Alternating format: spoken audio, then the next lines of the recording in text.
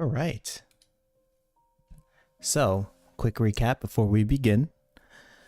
After recouping from the Veilstorm, you gathered your party and regrouped at the Emberheart Forge to begin picking up the pieces.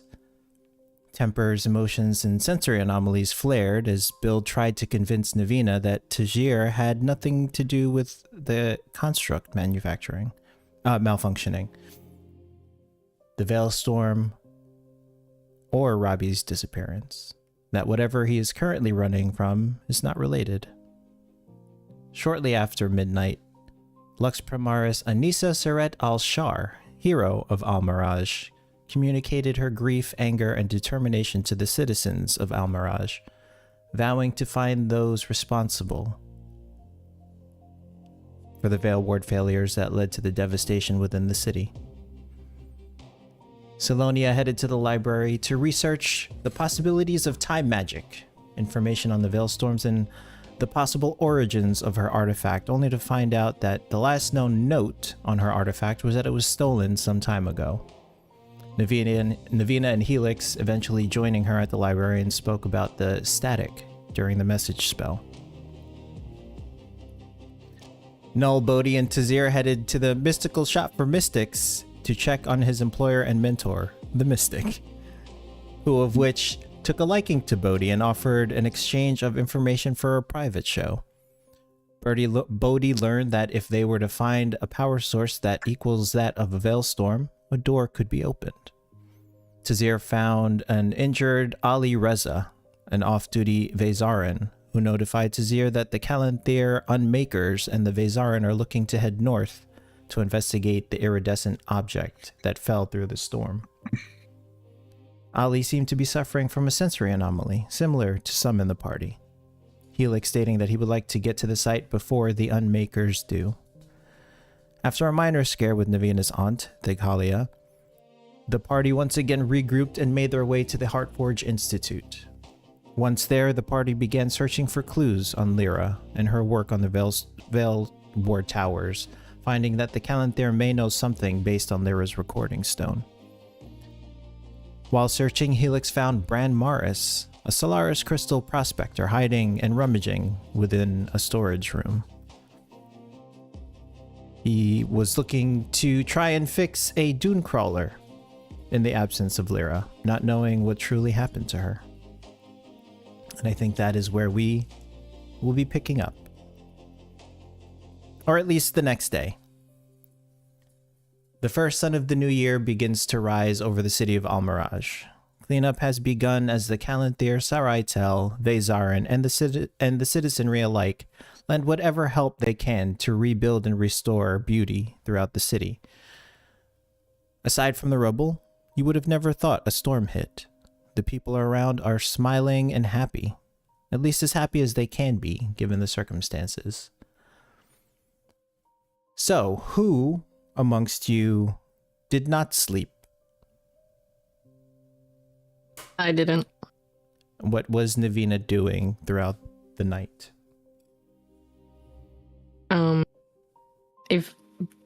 Are we still at the Institute, or did we leave? Yes, you are still at the Institute. I think our plan was we were taking everything back from the Institute to the Ember Forge, and then we were crashing out. Okay. So, being that, who else didn't sleep through the night? I mean, Helix, but that kind of goes without saying. Yeah. So Helix and Navina, you are at the Emberheart Forge. What are you guys doing in this moment? The morning has just hit.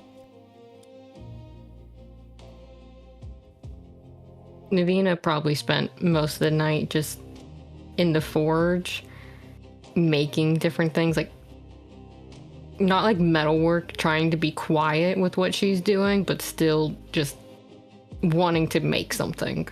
Okay. What is it that Navina is making?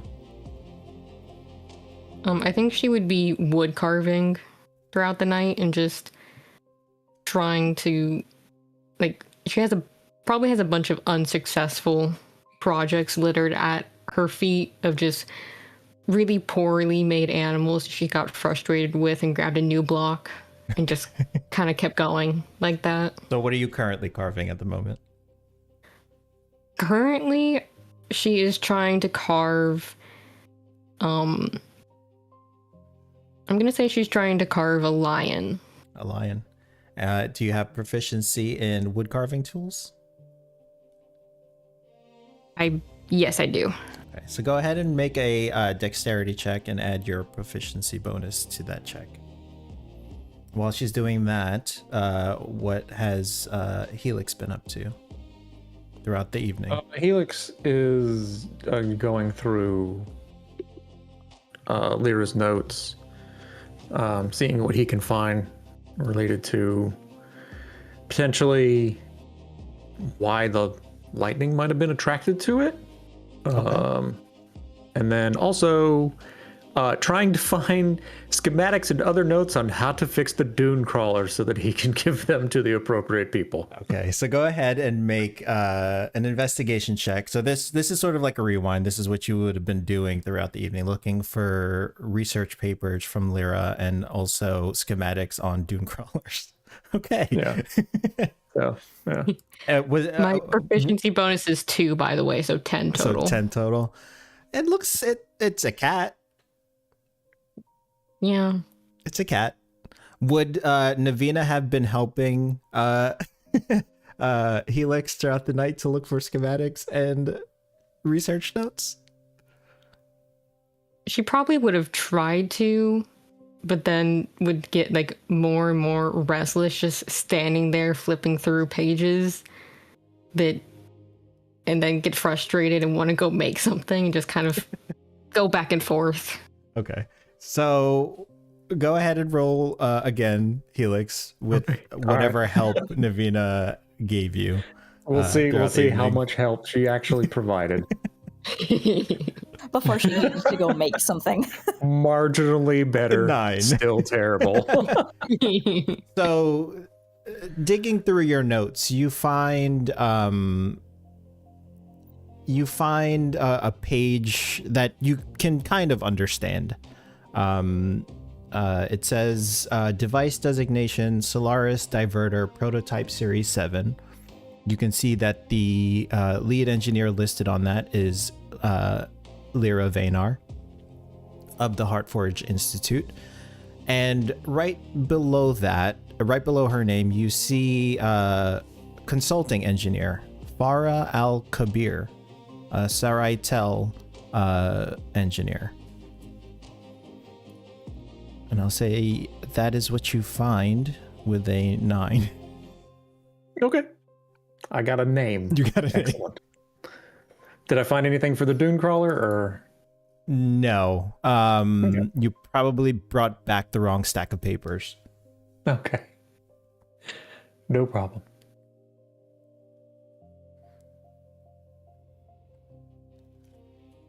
So for the rest of you, you can take your long rest if you need to. And you awake on this first day of the new year. You guys are, I'm assuming everyone camped out at the Emberheart Forge? Yes. Okay. Can I give everybody heroic well, actually, let me read the feature.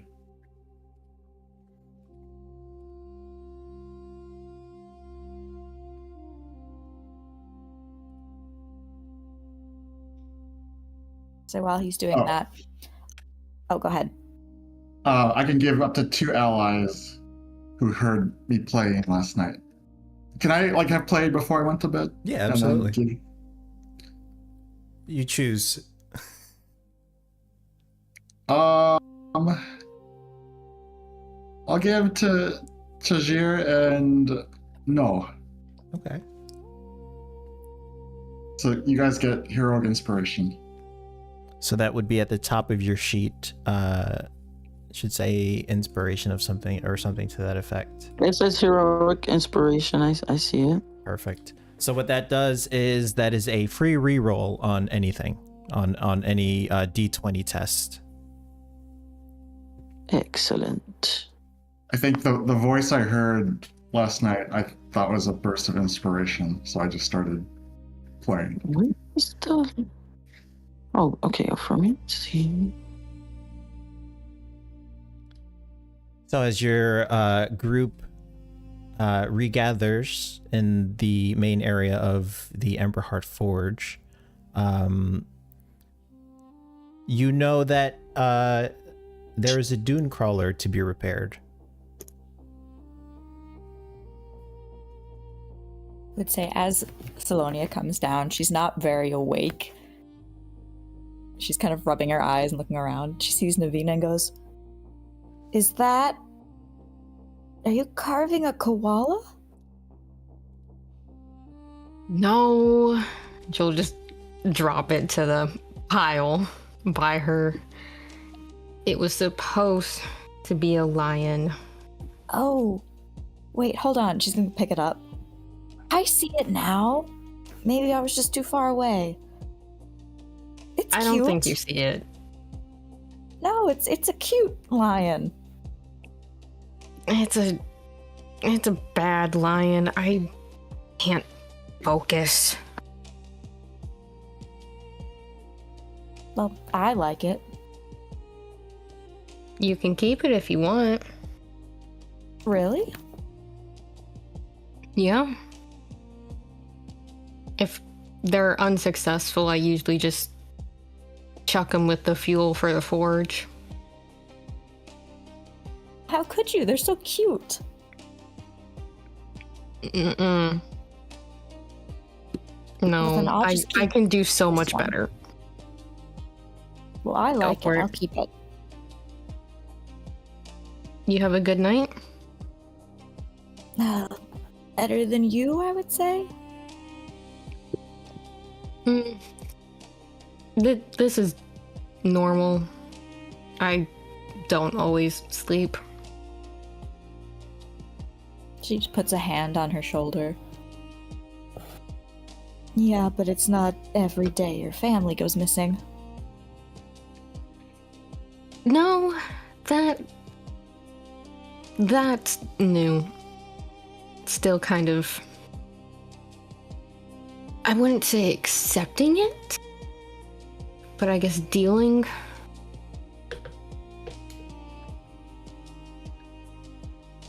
I don't think you have to accept it.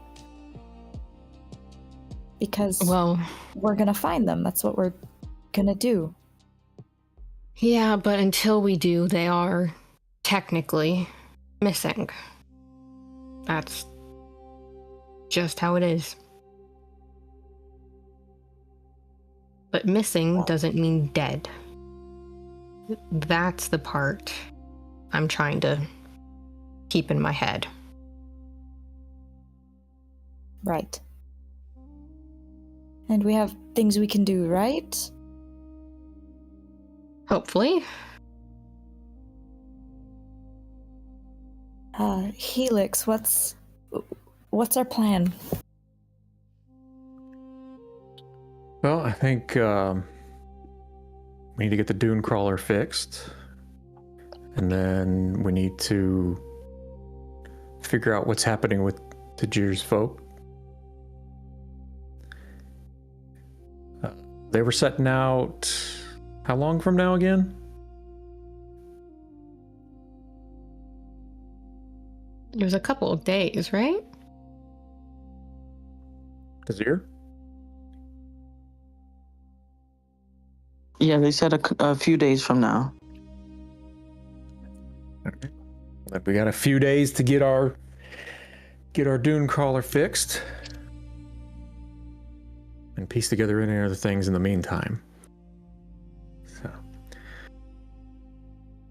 I mean, I can probably figure out the dune crawler. If I can't, I know someone that should be able to. He taught me most of the stuff I know for artificing.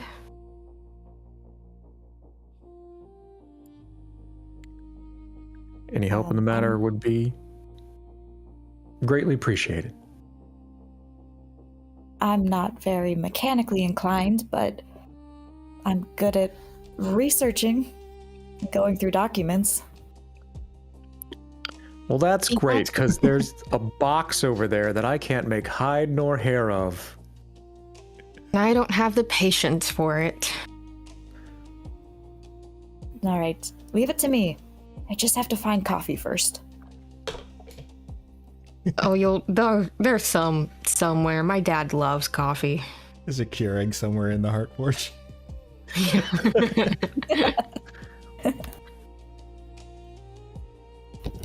So, Oh yeah, they're Null, as you wake and as the sun hits your... he said, No. he said, nah. He said, no, he's looking at me. No Drop the call immediately. He said, I hear my name, I leave. Anyway. So yes, Salonia, you do find some coffee. It's not as good as the one from the Snake's Head, but it is coffee. It'll do. She's gonna Yeah, start sorry, going my through the dad box. doesn't drink oil. I mean, it's not as strong as I would like, but it'll do. Yeah, Mom doesn't let him drink that much coffee.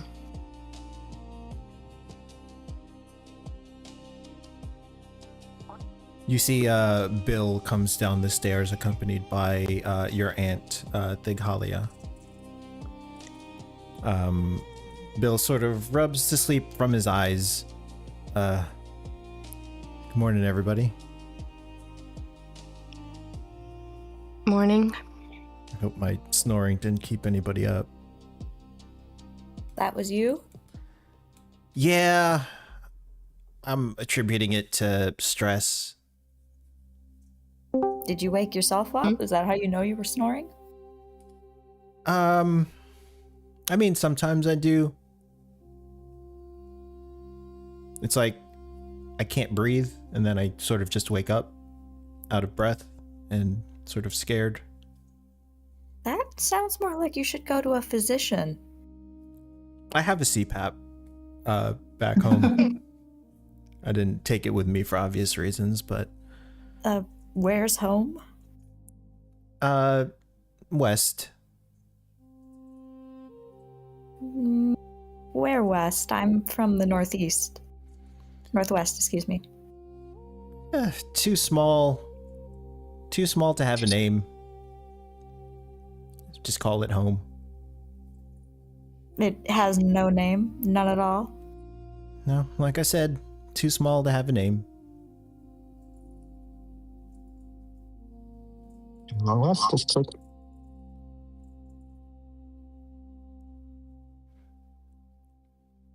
So no, as you wake, you feel your crystal beginning to vibrate.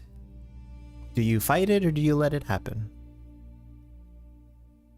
I fight it. Go ahead and make a wisdom saving throw.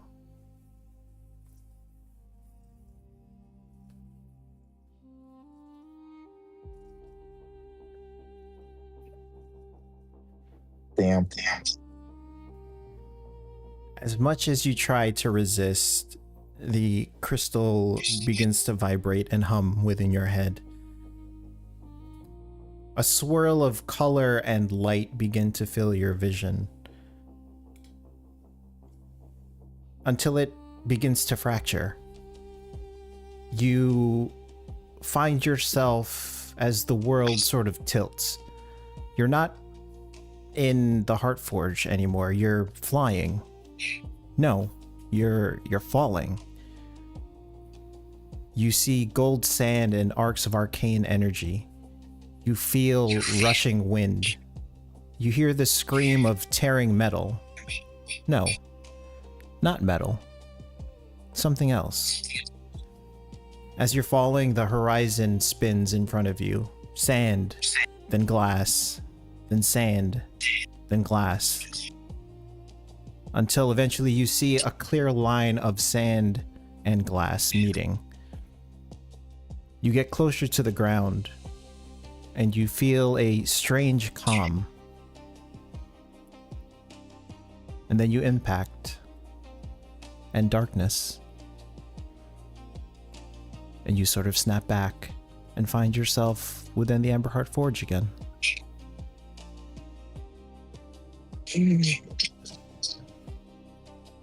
I guess I jolt up and then see everybody else in the room. And then do I go speak to someone? It's up to you. Okay, so I guess I go to the group and start explaining everything I saw in the dream. And that when I snatch back out, my crystal is like overactively lighting up again, and then I feel like my head is starting to split open. But then I describe the metallic sound I heard and the shifting sands to the group.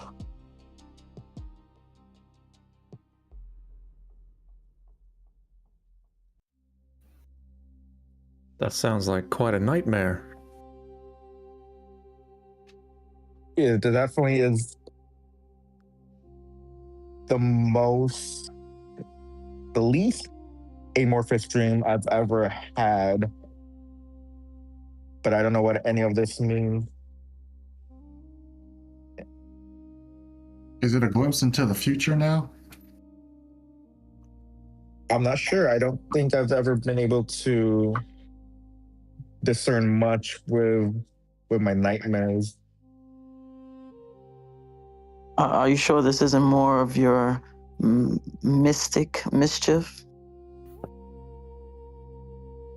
I mean, unfortunately, no. You probably saw the disco going on in my head, but now that I'm verbalizing it, it's starting to calm down a little bit.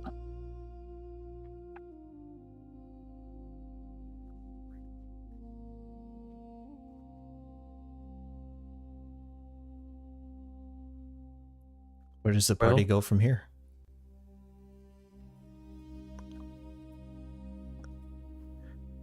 Well, does everyone have different skills? Because maybe Navina could use some help with the dune crawler, was it? Yep, the dune crawler. Any of y'all good with the wrench? You see Bill raises his hand slightly. Thanks for volunteering, son. He flags him over. I mean, I can lend whatever assistance I can. But the last time I helped, something went wrong, apparently, and he just looks at the still ruined snake construct in front of the establishment. Now that Bill mentioned it, Navina will look over at it and just kind of give a deep sigh. That's what I meant to do last night. Shit.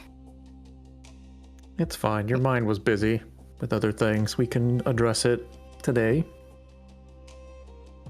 Navina, go ahead and roll a d20. Ooh. Uh-oh.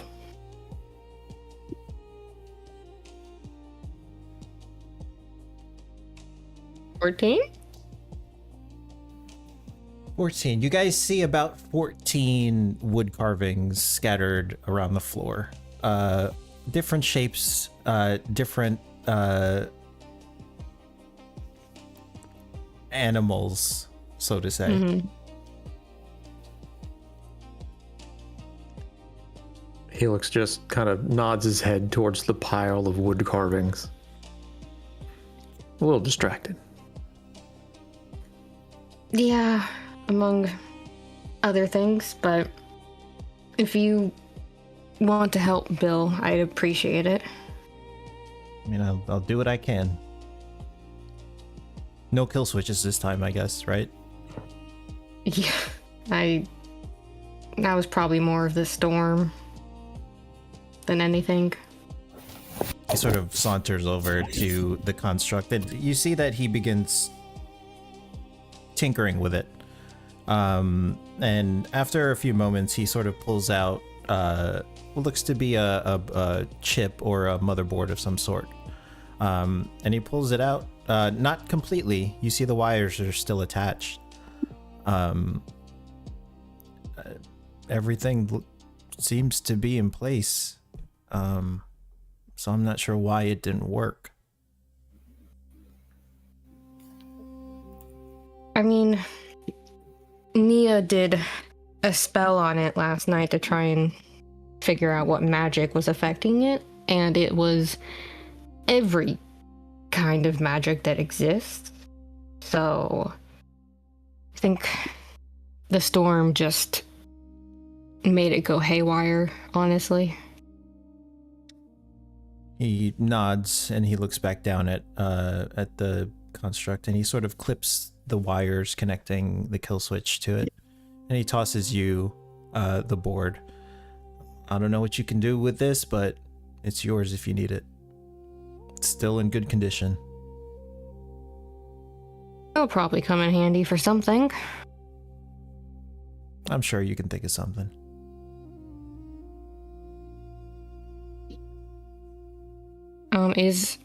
Does anybody else think they could help me with the dune crawler, or even just... No, I work best by watching and supervising.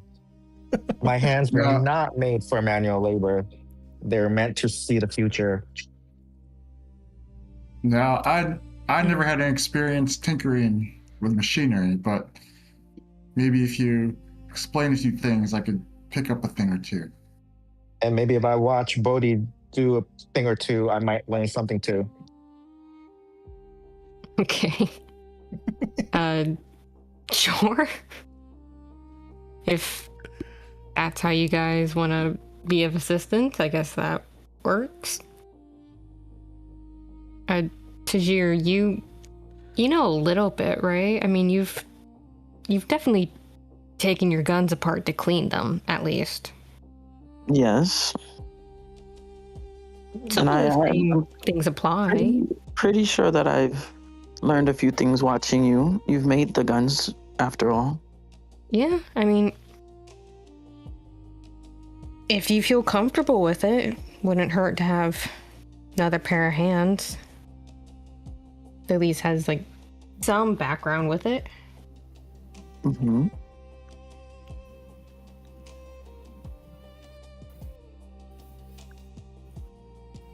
Are we just... Does anybody have anything else they need to address before we head over to it? I've got something worth investigating, but we can do that after the fact.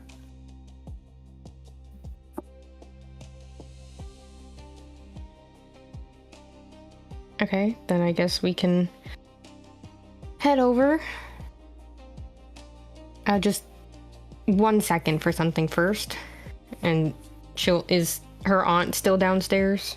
Yeah, she was following Bill down the stairs. She sort of stopped midway. And you can see that she's just staring at the collection of interesting people in the shop. Understandably. She just walks over to her aunt and just, the second she's close enough, just gives her a hug. She hugs you back as tight as she can. I'm so glad to see that you're okay, Navina. Yeah, I got in after you came, apparently. I stopped by your shop.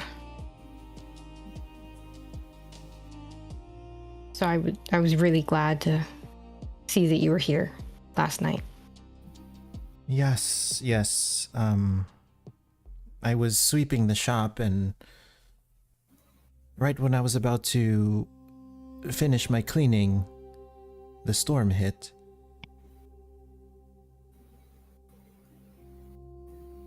I took cover, and once it was done, the first thing I thought about was you and your father, so I came running this way.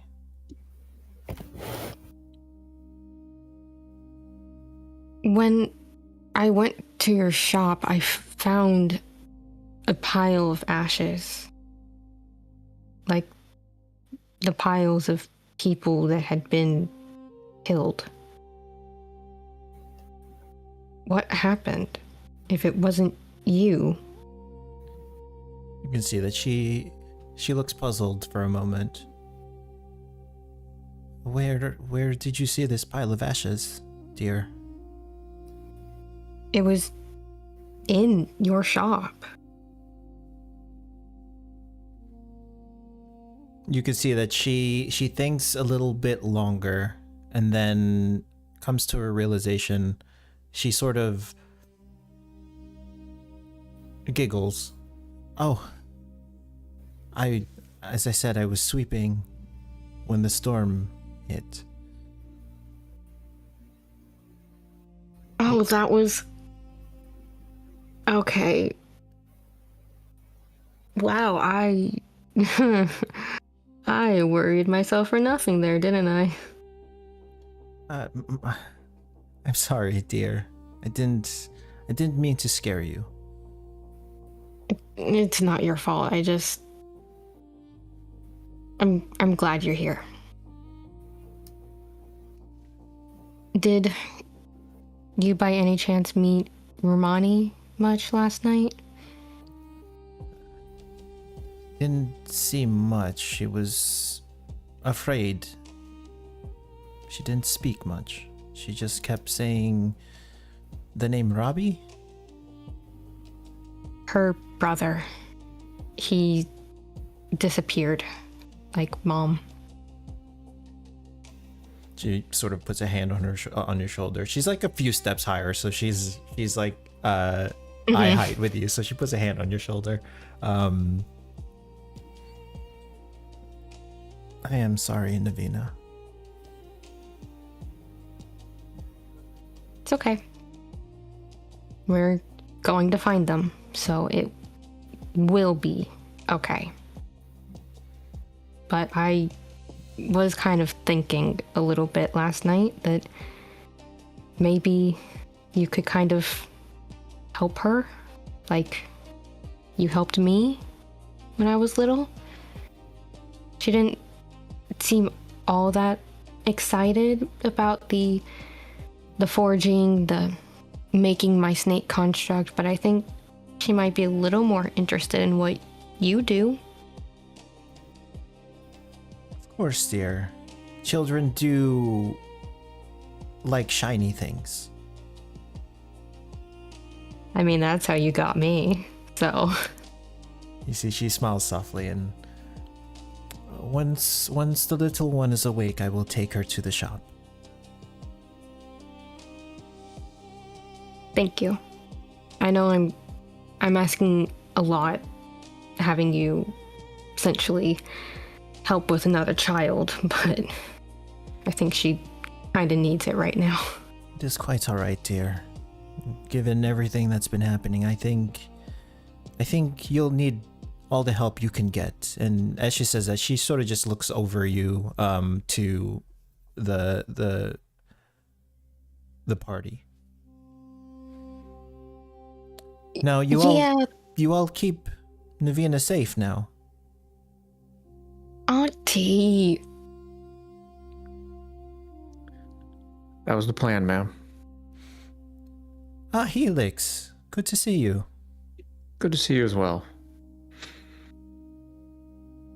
Tazir, good to see you as well. Likewise. And you can see that she scans the rest of the party, and her eyes narrow towards Null. You. Me? I know who you are. Never seen you before in my life. No, not me. But my brother. Navina's Who's your father. brother? You read his fortunes, you told him some things. Got his hopes What? up. Sounds familiar. What, pray tell, did I tell this man? Can you remind me? I've had many, many clients throughout my illustrious career. Illustrious. You told him he would see untold riches. Did I now? Well, what happened? Nothing. Then I say, patience, my dear. And all good things come to those who have patience. Or maybe he should work a little harder. Can I insight check? No. Go ahead. What are you trying to glean from Null? Like, is he trying to like butter her up, or is he trying to be sincere? So yeah, go ahead and roll insight. Null, whatever you try to do, go ahead and roll persuasion or deception, your choice. The whole time this is going on, Navina's just like at a tennis match, looking back and forth between the two. Like, what is happening? So that is a 3 on Bodhi's vibe check.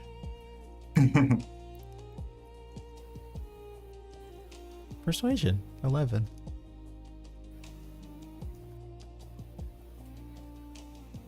You can't really tell what Null is trying to do, Bodhi. But it looks like he's like, I mean, because if he's persuading, then that's kind of what I'm picking up on. Yeah. Hints of that. And what I'm really trying to do is not be around her, trying to blow up my spot. Ma'am, I don't mean to intrude, but his mentor is the mystic. So Well, yeah, what he has to say has some value here. Well, thank you, Bodhi. I've always known as a great gentleman and an intelligent scholar. I would not trust the mystic. As for this one, it remains to be seen.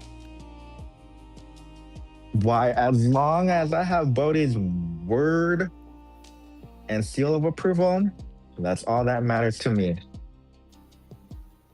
And I foresee in the near future, you'll all see my true potential.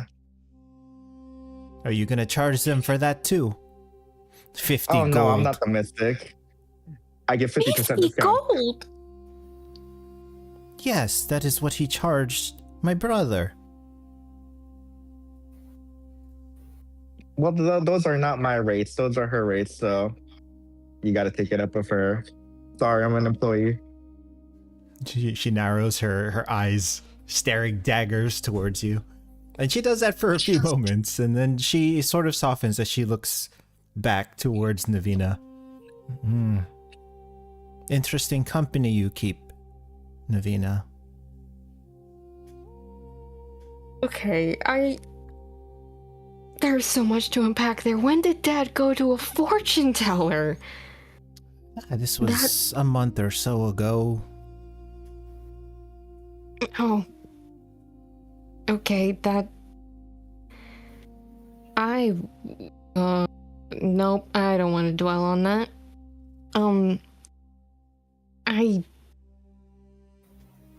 We all kind of came together in all the chaos. But I think our current goals are aligned to find everyone. Of course, dear. I didn't mean to stir up trouble. I know you didn't. And I don't think you did. Just... Yeah, I'll do something with Dad. I have no idea. And just be careful what you ask that one. And make sure you have enough gold if he answers you. Oh, I have no interest in learning my fortune. Don't worry, I'm off the clock right now. I'm here to help.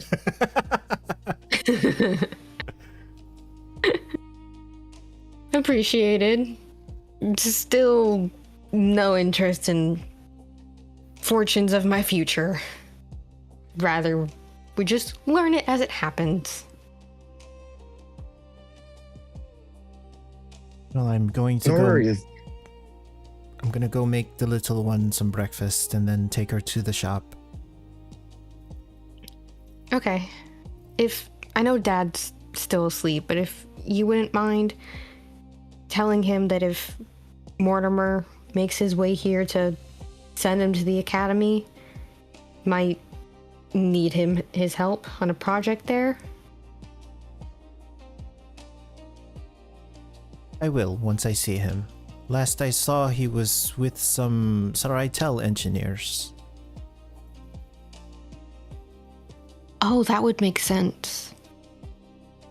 Oh, Mortimer probably has a lot of good information. Perhaps. He is a strange one. Yeah. He's pretty great, though. Strange, but great. It balances. Gnomes. Am I right? Well, thank you, Auntie. We should probably be going. She'll turn towards the rest of the group. Is everyone good? Yep. I'll Yes, just ma'am. be here Yeah. looking through this box.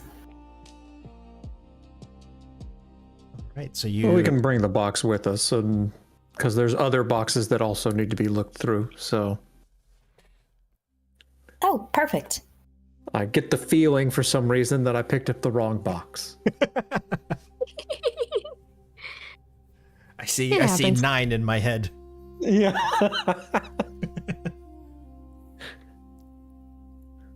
All right, so you gather your group and you begin making your way back to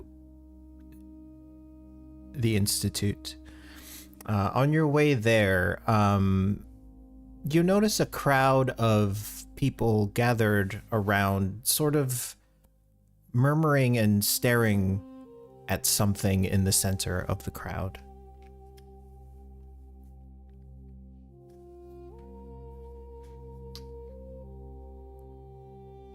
And Navina try to slip her way through the cloud to go see what they're looking at real quick? Yeah, absolutely. Easily enough. The crowd parts as you make your way through. And once you get a clearer view of what everyone's looking at, you see what looks to be an orc, frozen mid-stride. His neck is bent backwards further than it should be bent. And as you take a closer look, you can see what looks to be iridescent crystalline liquid coming from his ears. You can see that his eyes are wide, pale and milky. Mouth is sort of open in a silent scream. And you can hear the people murmuring, sort of confused and shocked at the same time.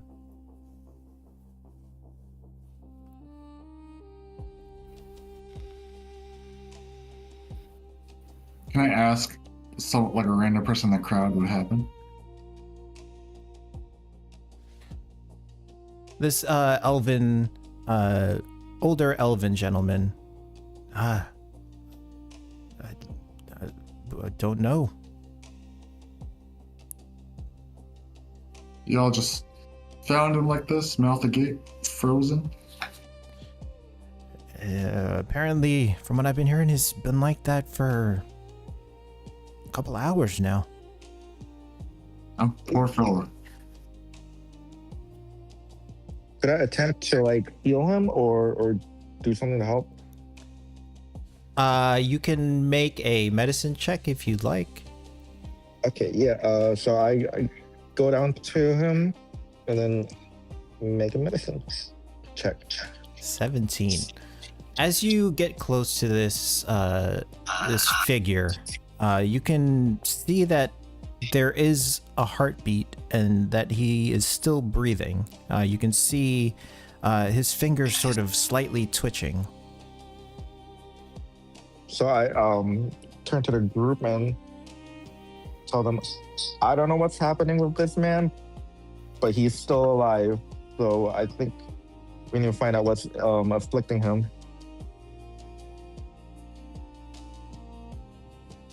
Well, I think it might have something to do with that thing coming out of his neck. He's alive? If you want, I can try to figure out what magics are affecting him. I think that'd be a good start.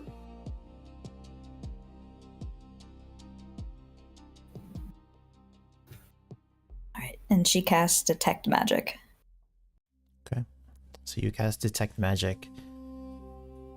You sense energy for sure coming from him, but it is not a school that you are familiar with. This is strange. I don't know what this is.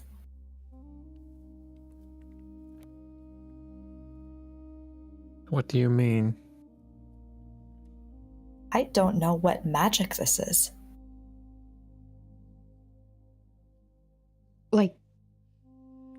Like a new type of magic, or just you can't discern it? I don't know what it is.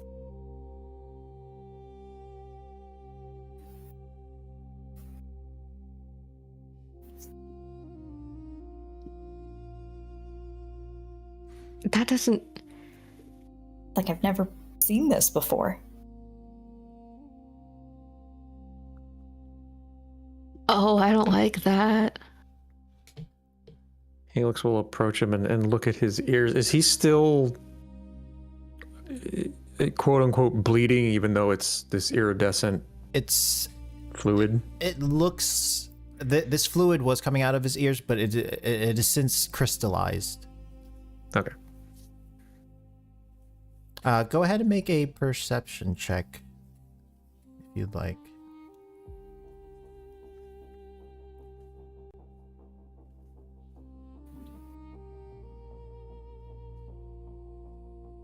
Four. You think you hear something, but you're not sure. It's too noisy.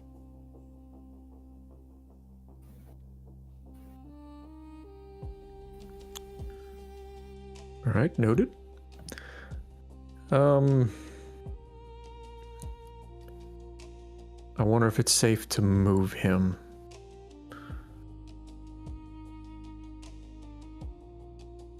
I mean,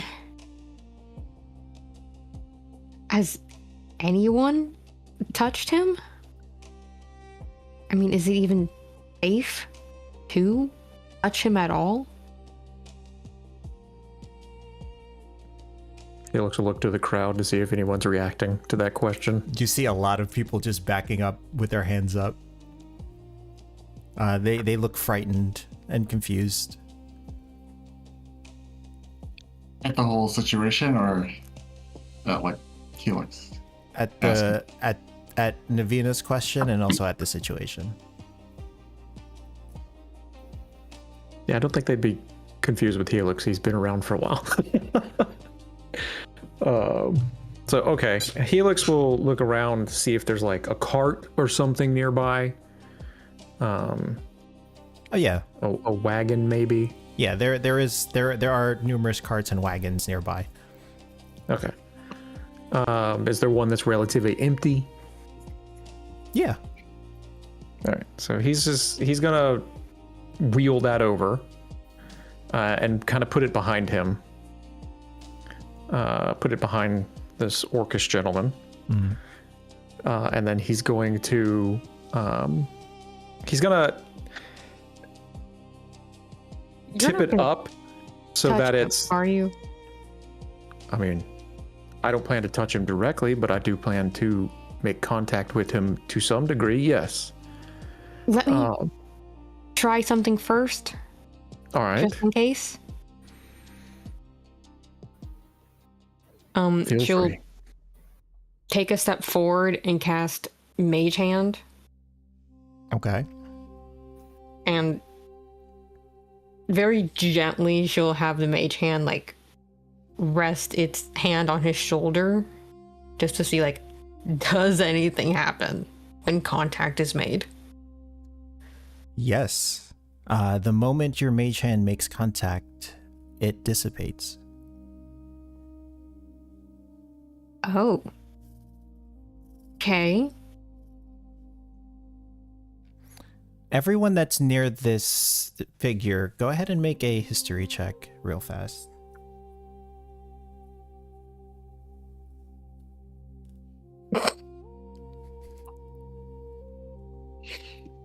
Oh.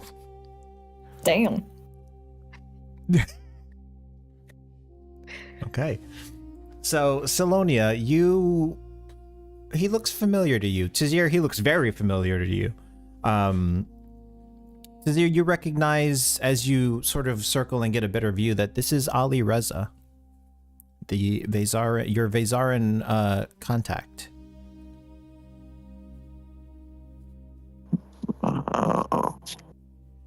Wait a minute. And I'll tell the group that he's the one that informed me of the mission that's happening in a few days.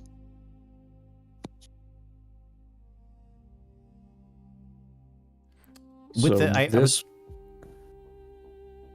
would say also with the 21, you remember him, you remember speaking to him just last night as he was heading home, that he was complaining about a ringing in his ears.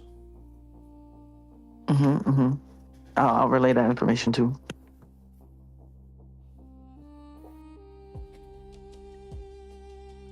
Well, that would explain why there's crystalline fluid coming out of his ears. Well, that makes me wonder if he was complaining about a ringing in his ear. Bodhi, you have anything potentially for this? Maybe some sort of strange sounds affecting him and some means for us to cancel it?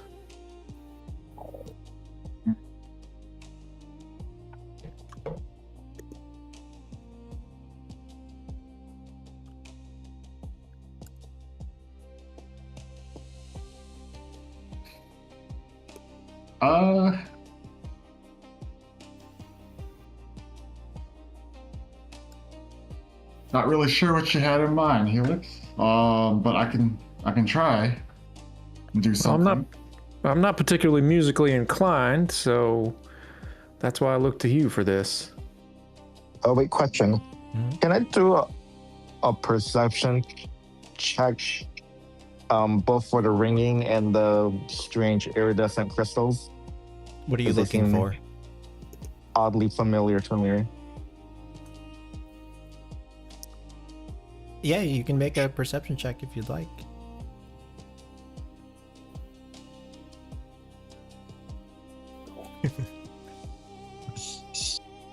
We're doing great. If I mean, if I play my sorry, go ahead. I said you do have your heroic inspiration, but I don't know if you want to use it on this. That is completely up to you. No, I'll keep it a little mystery for now. Yeah, with a 9, I would say you look at the crystallized iridescent substance coming from his ears, but you, aside from it having a vague resemblance to yours, you don't know what it could be. Okay, then I'll just take a mental note to myself.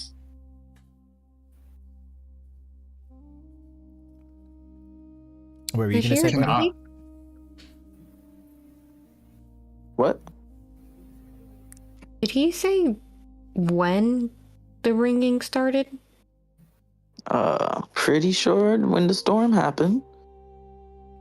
Just like I got that metallic taste in my mouth. I'm pretty sure some other people said they had other symptoms. So,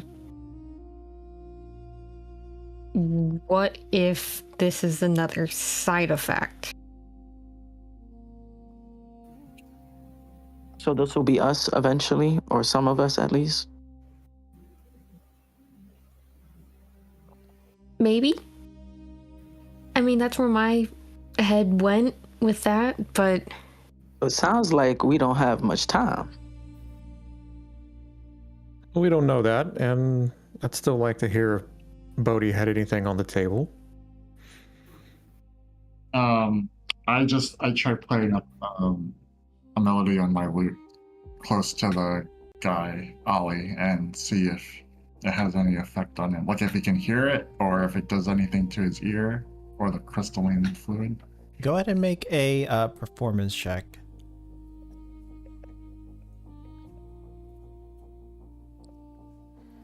"17. You know you're playing your notes perfectly, but as the sound sort of reaches this figure, it becomes discordant.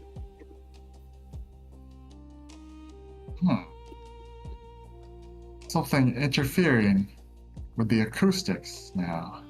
Isn't that something? So it's interfering with magic, interfering with sound. Yeah, there's only one thing left to test. And he pushes the cart behind him to see if he can move him with the cart. Go ahead and make an athletics check for this. Okay.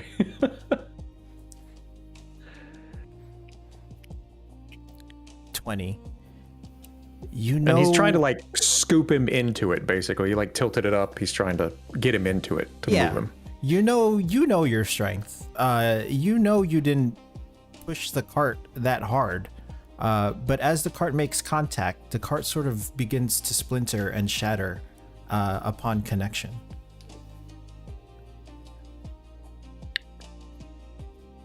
Oh, Well, I'd like to attribute that to old man strength, but I don't think that's the case here. So he's essentially frozen magically, acoustically, and physically to this spot?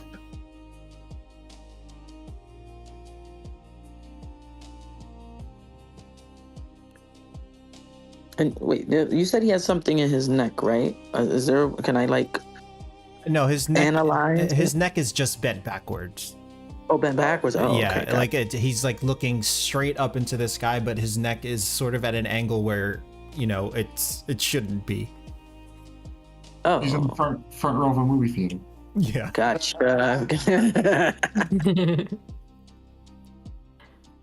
Hope it doesn't start raining soon. This man's gonna drown. Someone Like put a a cloth chicken. on his face.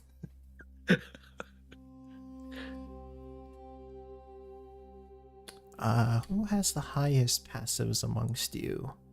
Is there something that maybe only my eye can see?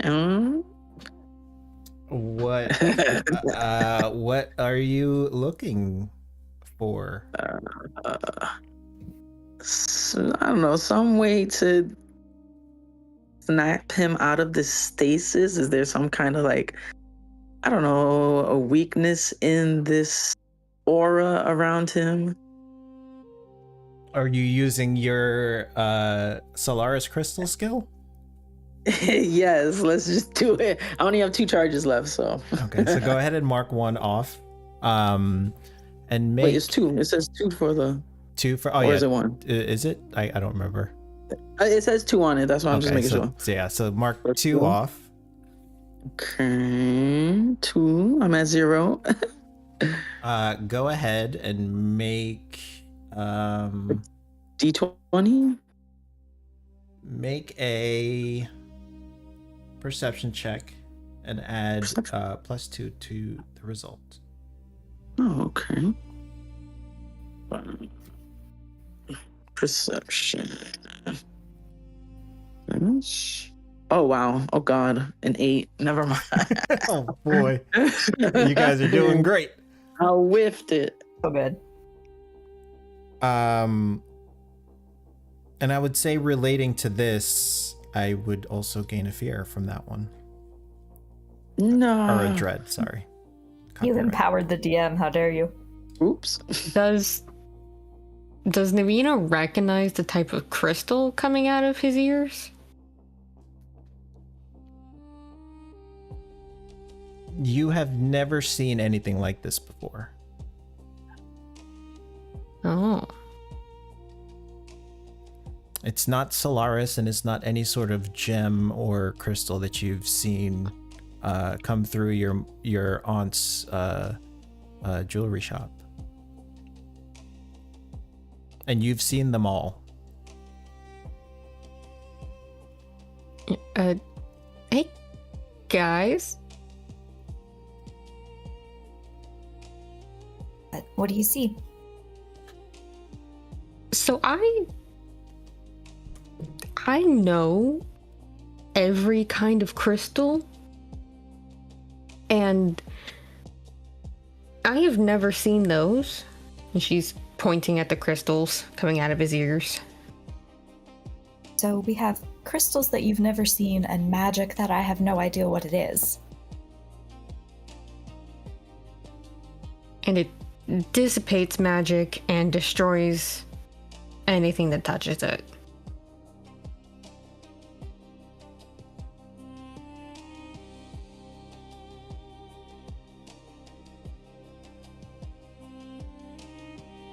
I don't think we can help him.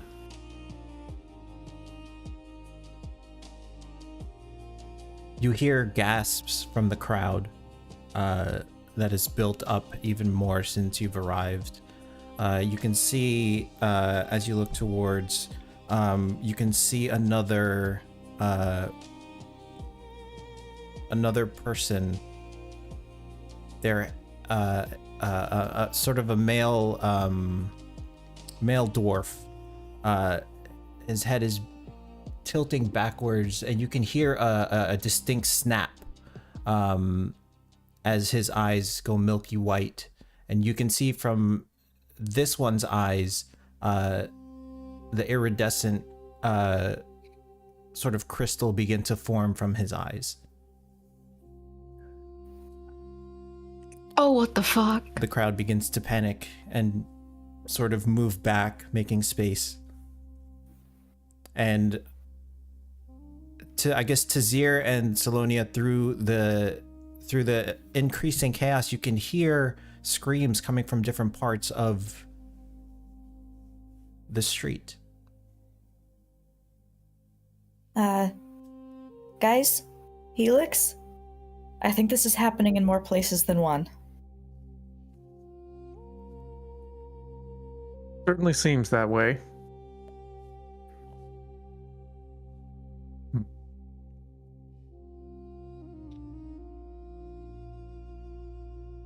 This is probably going to sound really bad, but I think we should just go. I think we should just get inside before the crowd panics even more and becomes stampede. I don't think this is really in our capabilities. We're not much use to anybody if we're not meat. Okay, yeah, that sounds intelligent. Let's get to the Institute. As you guys begin to disperse, you can see both Vezar and some Calanthier shield mages begin to descend upon numerous locations within the street as you travel down it. You can see that the shield mages begin casting magic sort of around these figures, forming what looks to be a dome of some sort. You can hear the Vezaran sort of screaming at the crowd to get back and to disperse. And as you're making your way down, to the Institute, you can see what looks to be, just on this street alone, over a dozen of these sort of shield domes around singular figures, all afflicted with the same affliction. Heads turned upwards, mouth open in a silent scream, their joints disfigured. And as you take a peek at some of them, you can see that crystalline growths. You can see some coming out of the mouth, some coming out of the nose, some coming out of the ears and eyes.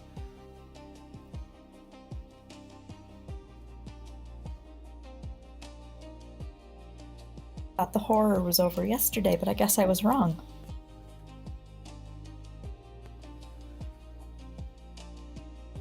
Do you guys think this has to do with that bright light at the end of the storm?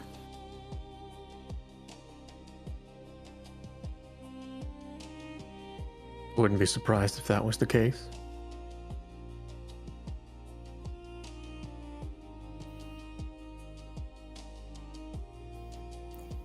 And sorry, go ahead. That's just... If that's the case, this could happen to us. All the more reason to hasten our investigation. Could I ask them what they were talking about? Because I remember that I missed the perception check for seeing the bright light. Yeah, you Bright light after a storm. What are you guys talking about? Yeah, it was like almost like a shooting star across the sky. Just this beam of iridescent light. An iridescent shooting star? Kinda? I mean, that's how I would describe it. Interesting. I think we don't need to wait for the Unmakers. I think we need to make our way north. We have to Probably. fix that dune buggy pronto. Doesn't take a psychic to know that. That's a good idea. Let's go. So you eventually... just- Oh, go ahead. Sorry, I'm assuming we're still walking. Yeah, of course. So just to put this out there, did anybody get any effects after they saw the light? By effect, do you mean weird things? My bet is something sensory. Like Yeah. Definitely. like what?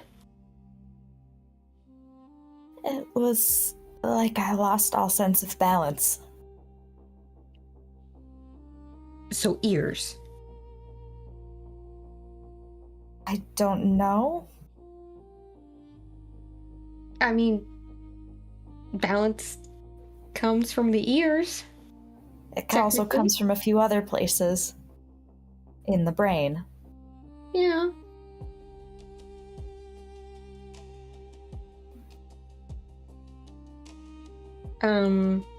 It's hard to say whether or not I'm not sure whether or not I encountered anything. I've seen something like this once before, and it brought back memories of then. So that might not be anything. Full disclosure, I can't really see normally right now, but it's fine. It's fine. I How's can- that fine? I don't really I can make do with it.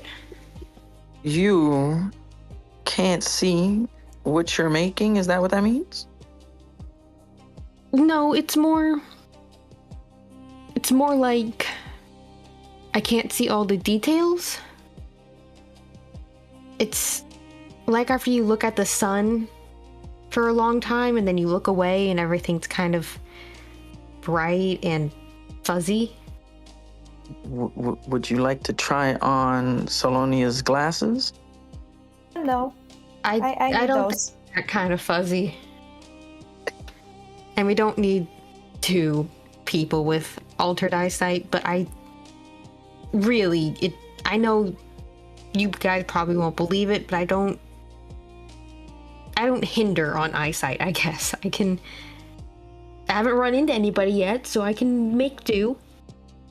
Well, I've been having issues orally.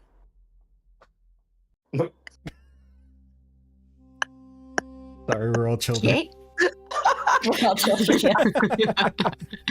Collective pause. As everyone tries to contain themselves. Now, children, concentrate on what's in front of us. Been having like some metallic taste in my mouth. Been quite thirsty lately. Metallic, like blood, or Like just metal, metallic. So that's 3 of us, then. And one that's anyone unknown. else?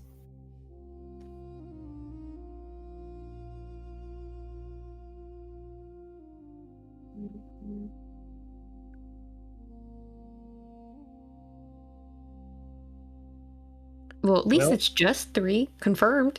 Anyway. For now. I guess for the meantime, don't look up. Yeah.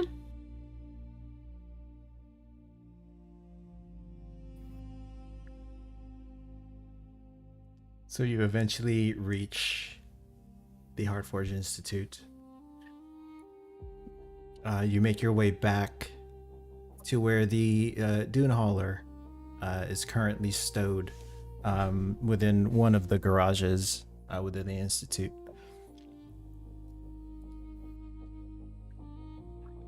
You can see that it's not in very good shape.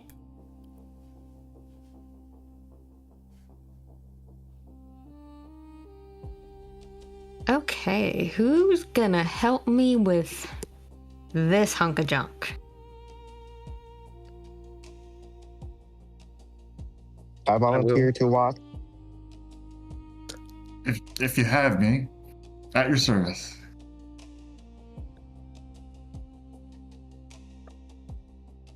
Oh, Bill is here. Yeah, I was Also- about to say, is Bill still Yeah. here? No. Not Bill. Bill is here. Okay.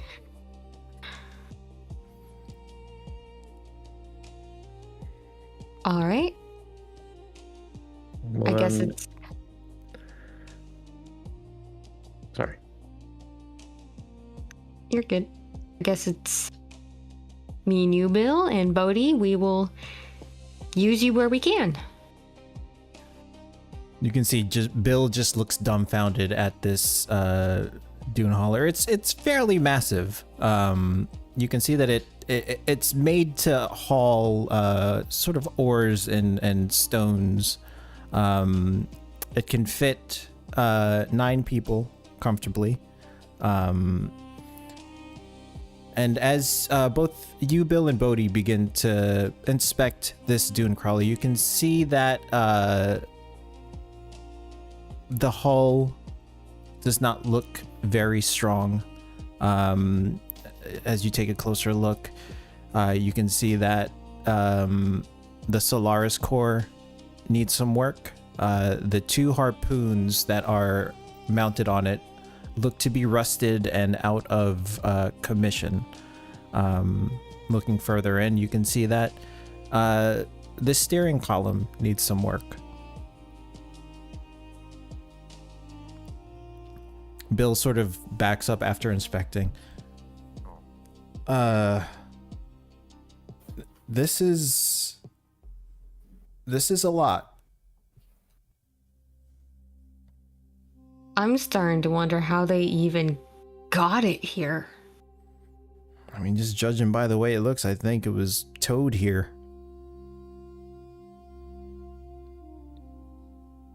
Yeah, this is not going to be a quick project.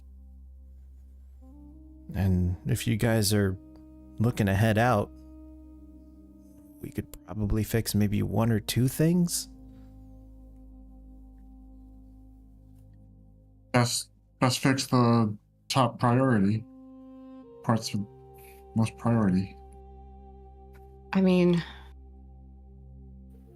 all of the things that need repaired have their own importance, which is kind of a problem. I think we need to focus on the engines and the steering. Weaponry can be dealt with in other ways, and the exterior, while unsightly, isn't as important as long as it shelters us from the desert. That's really all we need. Bill For sort now, of, at least. Bill sort of, there's, it doesn't look like this thing's gonna give you much shelter. As he like points at the massive rusted holes within the hull. We just Yeah, need to patch them well enough. I mean, my worry with that is that if we get caught in another storm, that's not holding. We don't get caught in a storm. That's the end of that. You do not go out into the desert and find your way into a storm. Well, do you Hopefully guys, you're right. Do you guys even know where you guys are going? North. I mean, there's The lots. There's lots of We're things. going to the Verge. There's lots of things north. In the Verge.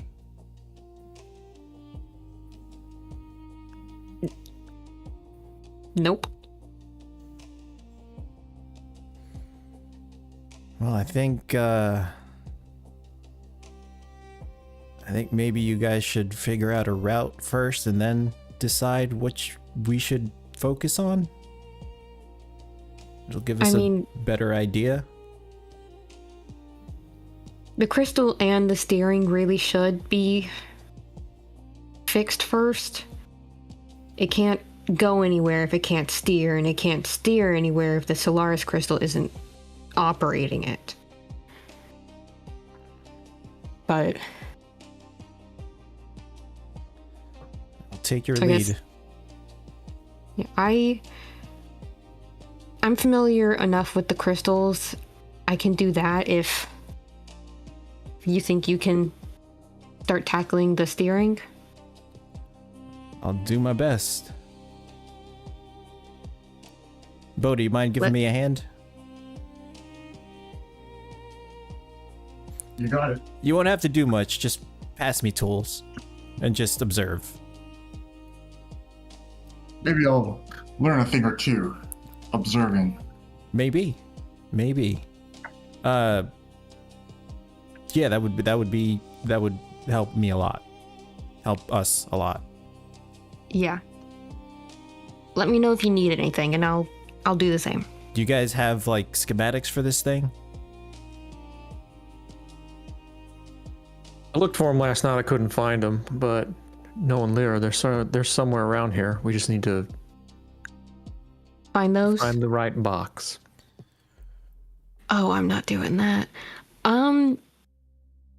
I think I'll start taking a look at the crystal, see if I can figure out what's going wrong there. If you guys want to look through the boxes.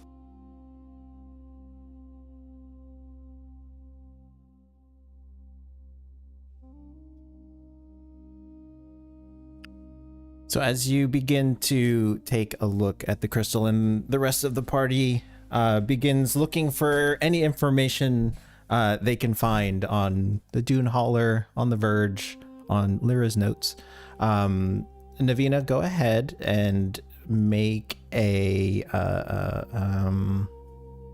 Arcana check.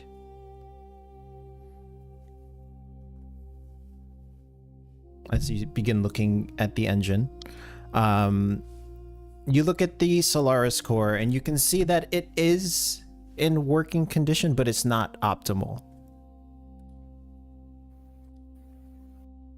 Okay. Basically what that means, I'll give it, since you got a 14, the Solaris crystal, the Solaris core is unstable. It glows in erratic pulses. The fractures run deep through the crystal matrix. Right now, you estimate that it can move about 30 miles per hour. If you get it fixed, it can move double that. Ooh, okay. Can she like try to take a closer look at all of the, like, you said there are like cracks? Yes. Yeah, can she take a closer look at those, try and figure out like where they started, how they can be like fused? I would say with a 14, you would know how to repair it. Just inspecting the Solaris core. Depending on how you go about fixing it, it might take you longer. It's not so much about failing to, it's more about the time it takes to fix it. Okay. Just looking at it now, you can estimate that it'll take the better part of the day to get this fixed. Mm.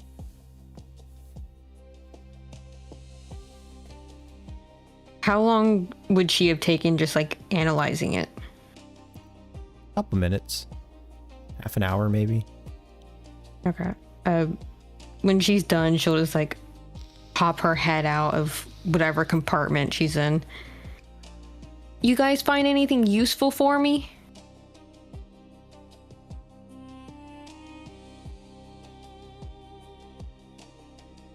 So who among you are searching through documents and notes in Lyra's workshop right now?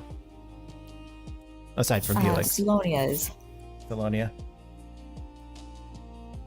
And Helix would be helping, but he's just headed. Does this make sense? Does this make sense? Like that kind of thing.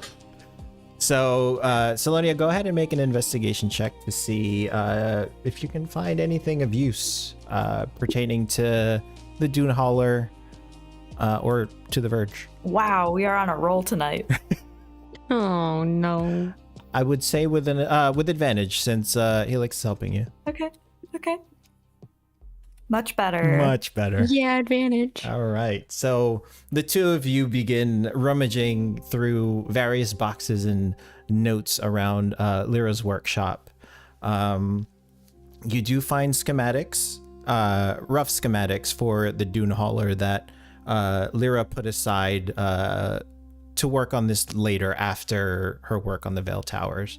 So you do find Dune Hauler schematics. Looking through the boxes, Silonia, you also find what looks to be a map of the Verge. Okay. I will show you that. Let's see if this works.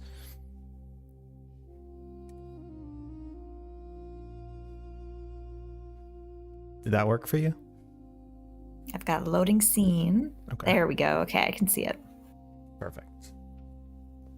So yes, that is the map of the Verge. You can see from Al Mirage, there are 3 paths to take going north. There's the Veilscar Passage, there's the Dunes of Hati Nori, and the Copperline Gorge. Mm-hmm. And where are we trying to go again? North.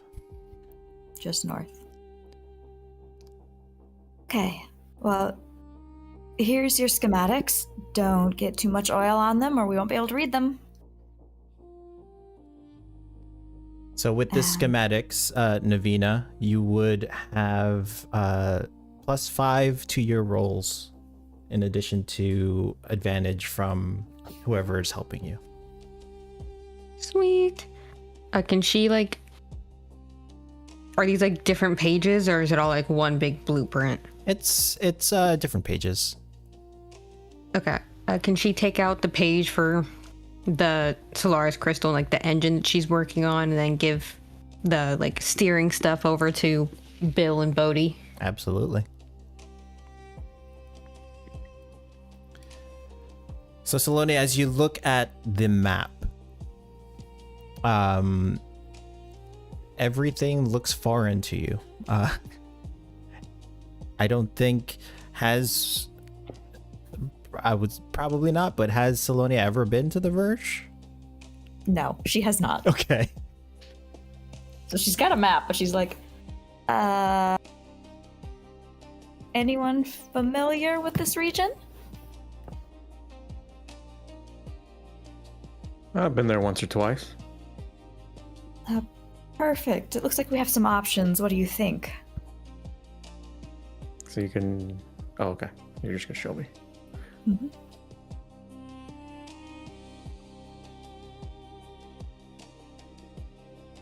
So, Helix, as you take a look at the map, like you said, you've been to the Verge a few times. How far you've been, I'll leave that up to you. But from what you can see on the map, the Veil Scar Passage is an option. But you actually go ahead and make a history check. I was about to say, there is Verge-related things in my backstory, but I don't know where it is on this map. Right. Oh, nothing's coming to mind. Yeah, with a 0, you've been there, but you've never seen a map of of the Verge. I just got the crystals out. That was what I did. You don't know where you went. Yeah.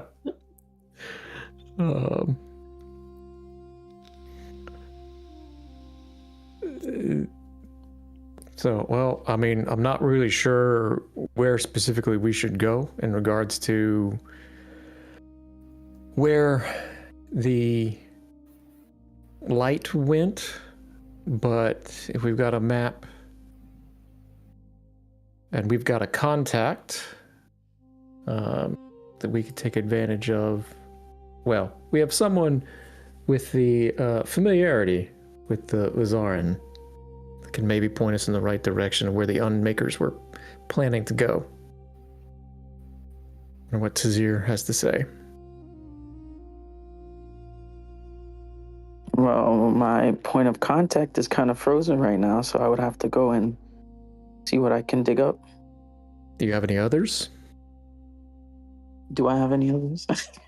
Make a history check. Okay, hold on.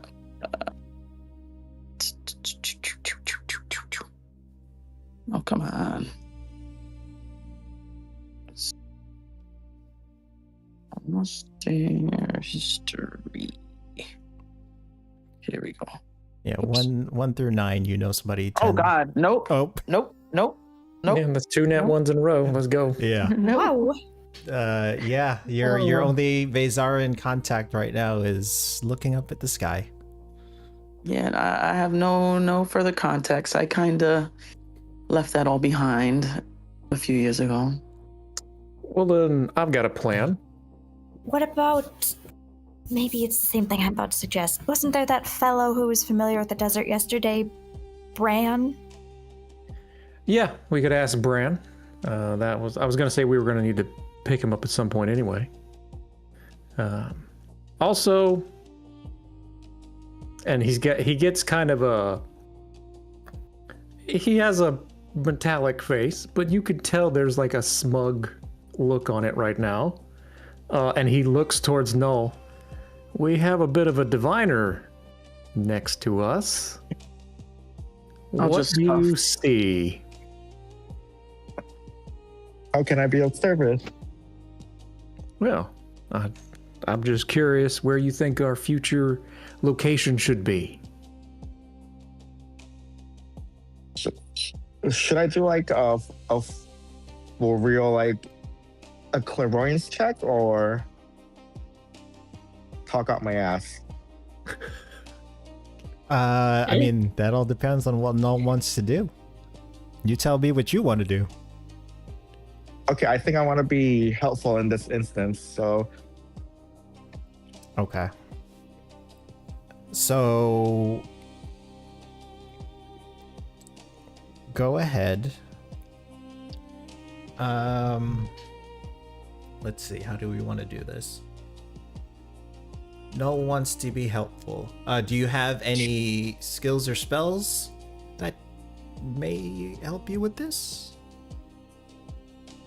I do have my unique skill, but to be honest, I'm not completely sure how to implement What is your it at this moment. what is your unique skill? Oh, true clairvoyance. True clairvoyance. So I don't know how much you want to tell us, or if you want me to. So here's what we'll do. 1 second. I'll pull you in.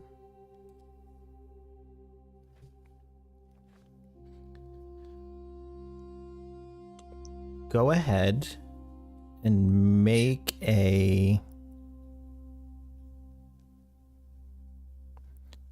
wisdom check and add +2 using your true clairvoyance.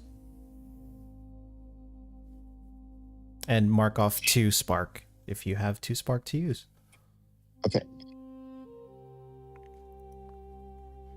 17. Yeah, so +2. Okay. So as you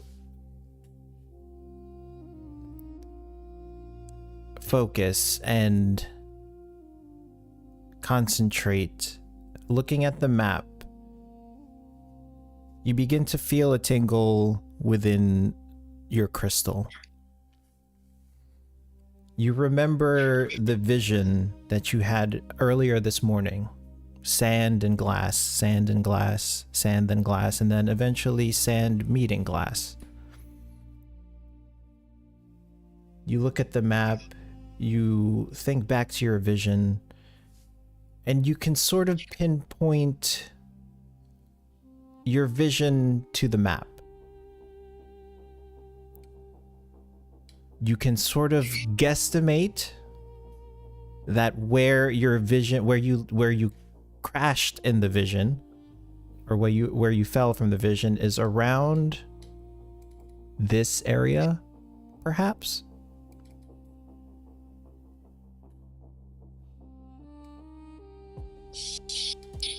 So I guess I start to close my eyes and concentrate as my crystal starts glowing. So the iridescent light starts emanating out of my turban, and then I get a spark of inspiration and go, "Aha, guys! I think that dream I was having earlier today pointed me somewhere over here," as I circle my finger around the area on the map. Very edge of the dunes and the glimmer void. Do you happen to know where this area is? Apparently not.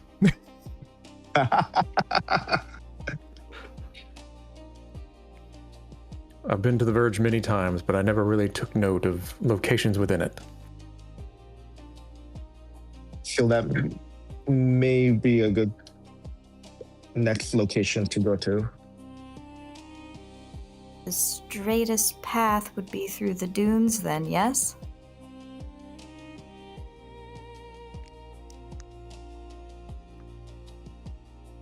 It does seem that way, yes. Would Helix know of a potential danger level of what that area is? Go ahead and make another history check. Okay. Or, Oh. Okay. so go ahead and make, I would say with a 9, hold on. With a 9, I'll give you one thing. Okay. So for the dunes of Hati Nori, you know that you think really hard back. You know that veil storms are a common occurrence within the dunes. Well, that's somewhat unfortunate. I mentioned we didn't want to find ourselves within a storm, and this path is going to increase the likelihood of that. Okay, then maybe we go at an angle through the Copperline Gorge? Possibly, but I do want to go back to your original point, and something I definitely agree with. We should consult with Bran, find out what he thinks. We have a destination in mind, now we just need to figure out how to get there.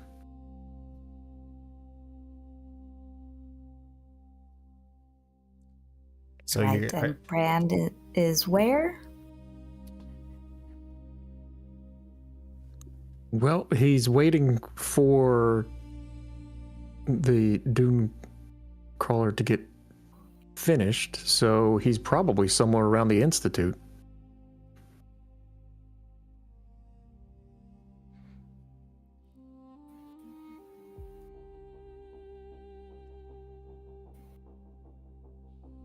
So you begin looking for Bran around the Institute.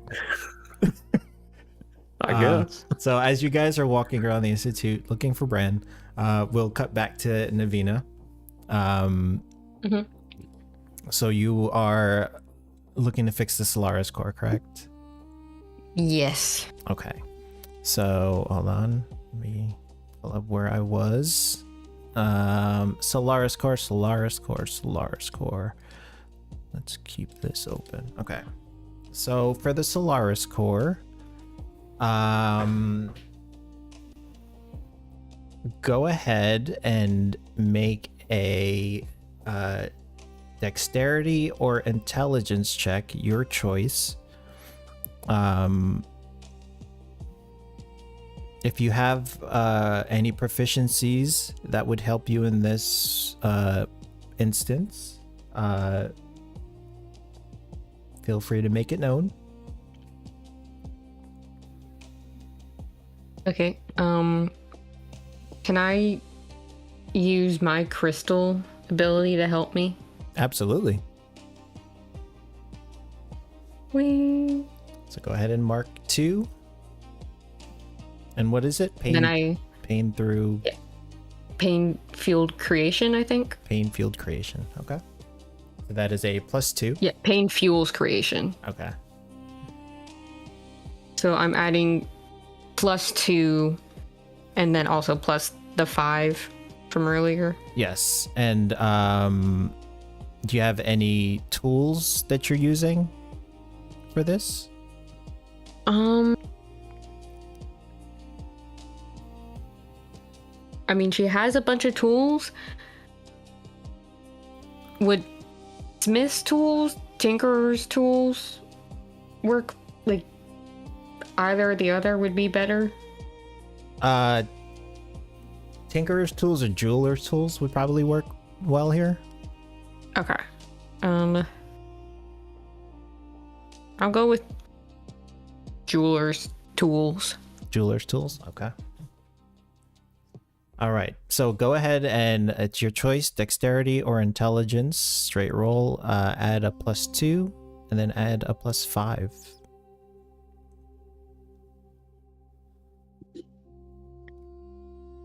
Oh, fuck you. It was on an 18 for so long. So that is a So- 10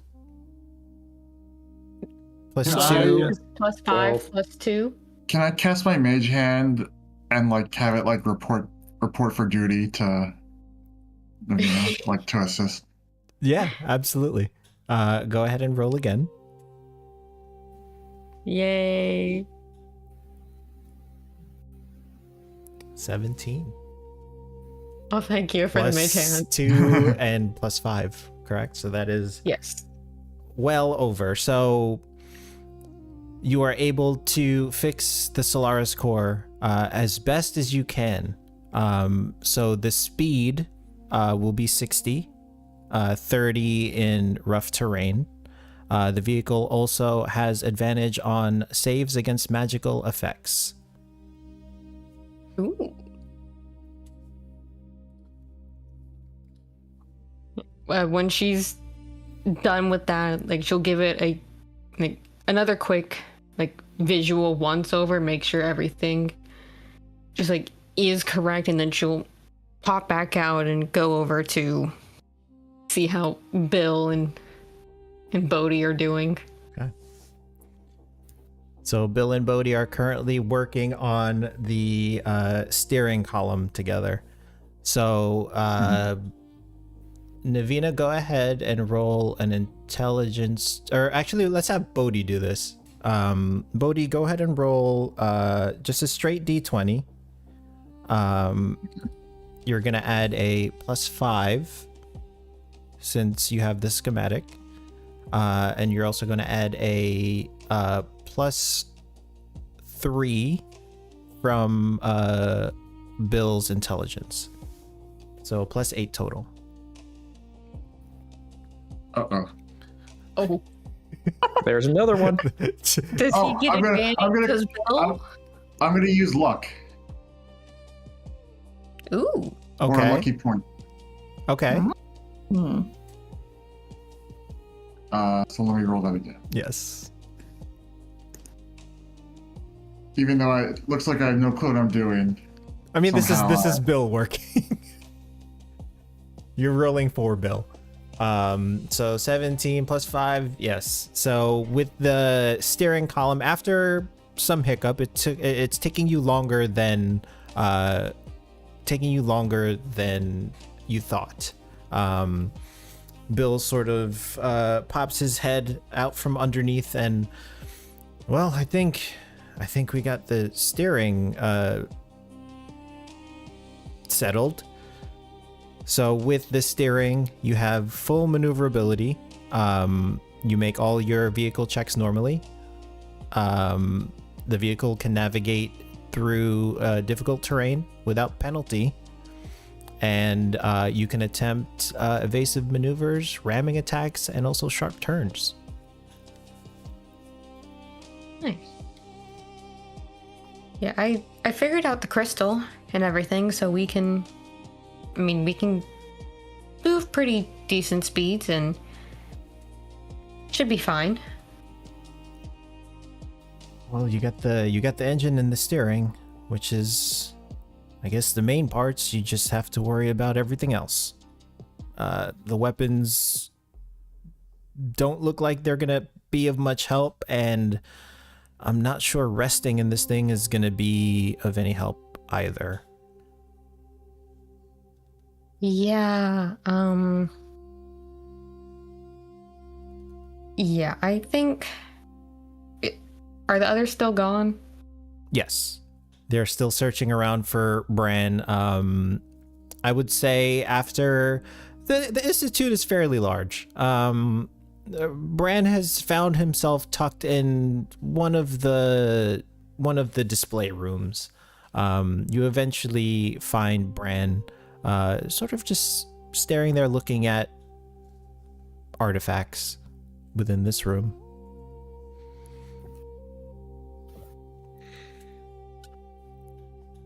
They are magnificent, aren't they? Oh, yeah. I mean, I haven't seen anything like this.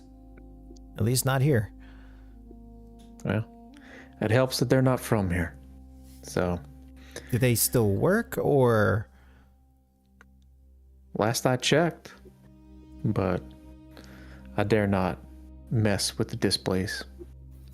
Salonia's just gonna lean in from the side and go, "And what are we looking at?" Work of the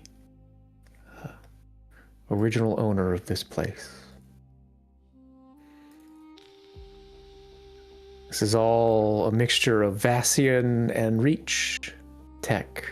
We have all kinds of different devices here. In this particular room were our original focuses, which were largely meant for tending the fields and various other things and assisting with mining duties. So this particular room was just focused on normal everyday life and combining the knowledge of the Vassians with the beauty of the Reach.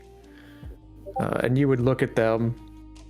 As you look at these devices, you see like what should be normal everyday like kind of harvesting items, maybe a mechanized scythe of some kind for field work, but it's unusually ornate for something that should otherwise be very simple. Would Salonia recognize any of these tools if they're farming tools?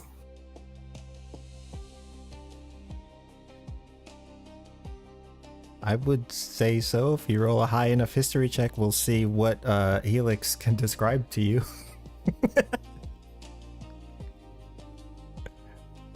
23. Yeah, describe a farming tool. Okay. Well, you described a scythe, that works.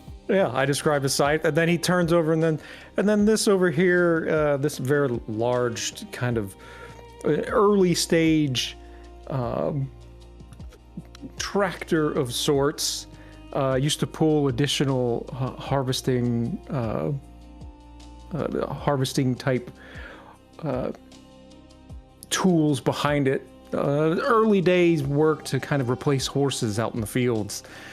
And we have much better now, but 130 years ago, this kind of thing was top of the line. You can see that there is a green emblem emblazoned in front of it that reads John Stagg.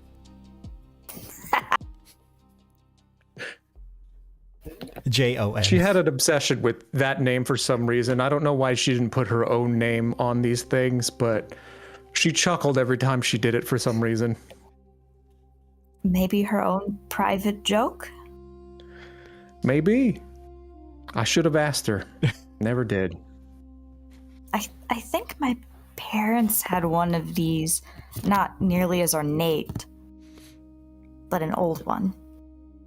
I wouldn't be surprised. They're pretty much everywhere these days, but once upon a time, this was only one of the only ones around. And your wife made these? I never said she did, but good guess. Well, you said these were our first, so I assumed. Yeah. Yes, she did.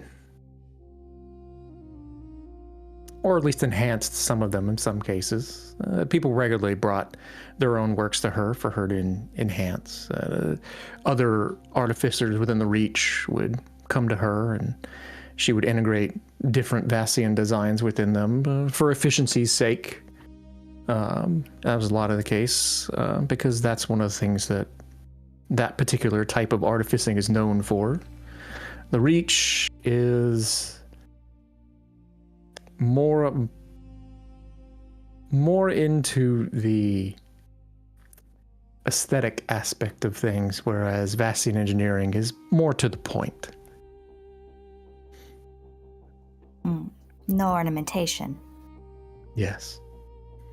But she took a lot of pleasure in mixing those two disciplines, if you will. She just looks at Helix, looks up and down, and goes, "Yeah, I can see that." He smiles as much as a man of metal can, and yes, I would have happened to been a project of hers over the years.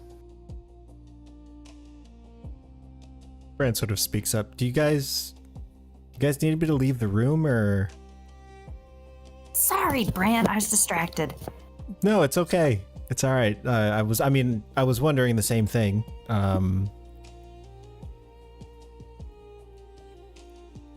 But I think we need your help with something. Of course. How can I be of service?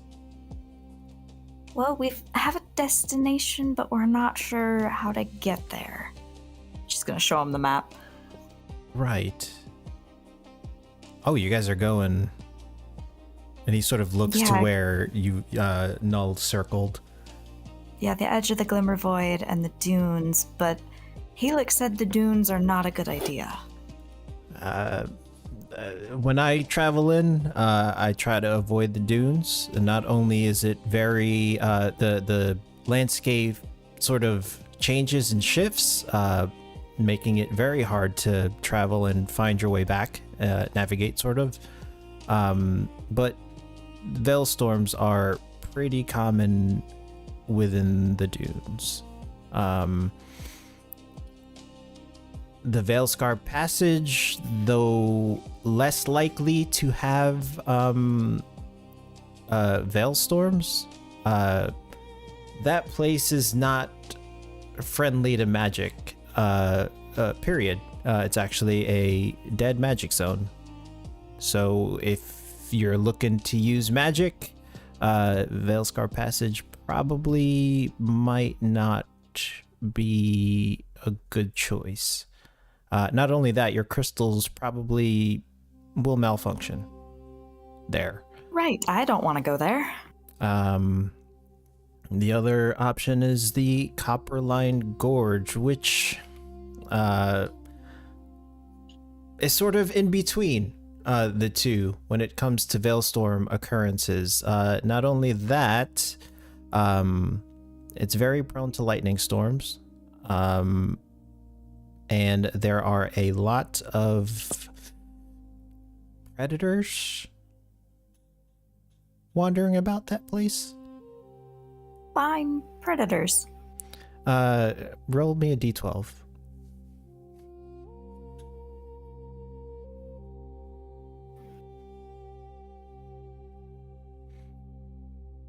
An 8. Well, you got gnolls, packs of gnolls roaming about. Roll me another d12.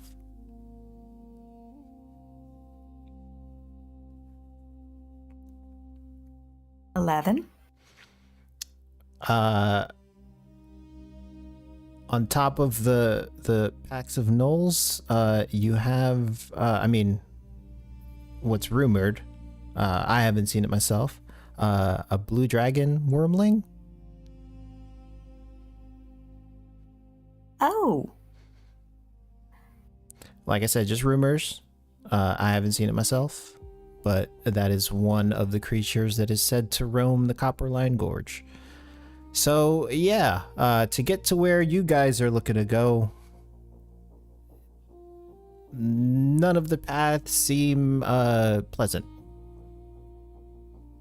No. I don't like any of these options.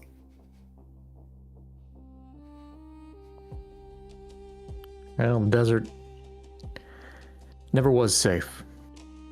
No, especially not the Verge. Don't you go there frequently, Bran? Barely. I barely leave Mirror's Edge.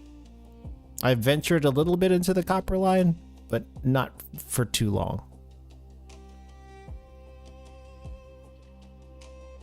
I don't suppose you'd be willing to lend us your assistance? I mean, it depends on the assistance.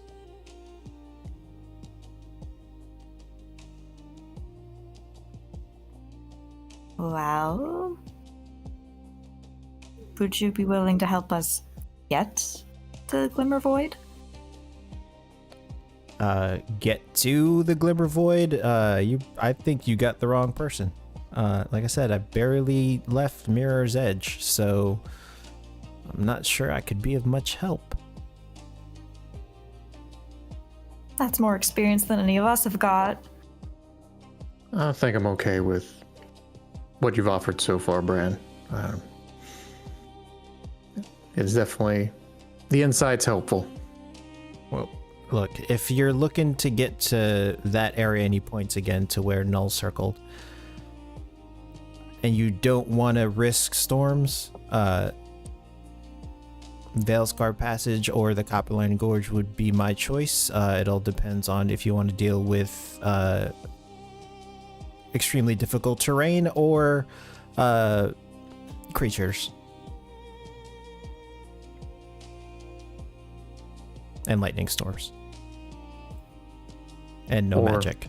Yeah, the magic, exactly. I get the feeling based off our ragtag group that we've put together that the magic thing's going to be the biggest issue.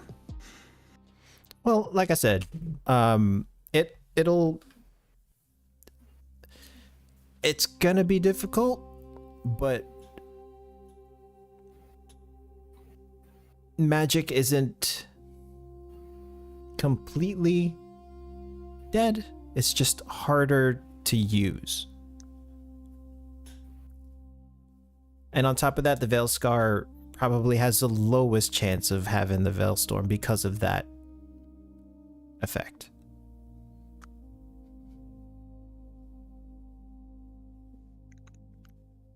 That would make sense. All right, well, we'll take those under advisement and see what the rest of the group thinks. Wish I could be of more help, but you wouldn't want me in those areas. I'd just get in the way, to be honest.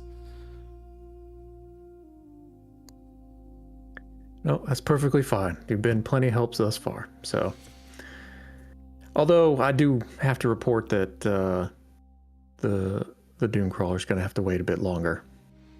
Oh, right. All right. Yeah, no problem. I guess I'll wait for Lyra to come back and get to work on it, I guess. Yep, the second she comes back, I'll let you know. Which hopefully this little expedition will expedite that. You guys going by foot? Nope. Nope, I think that's the reason you're not getting the dune buggy back. Oh. Wait. But it's not working. Well, that's what we're trying to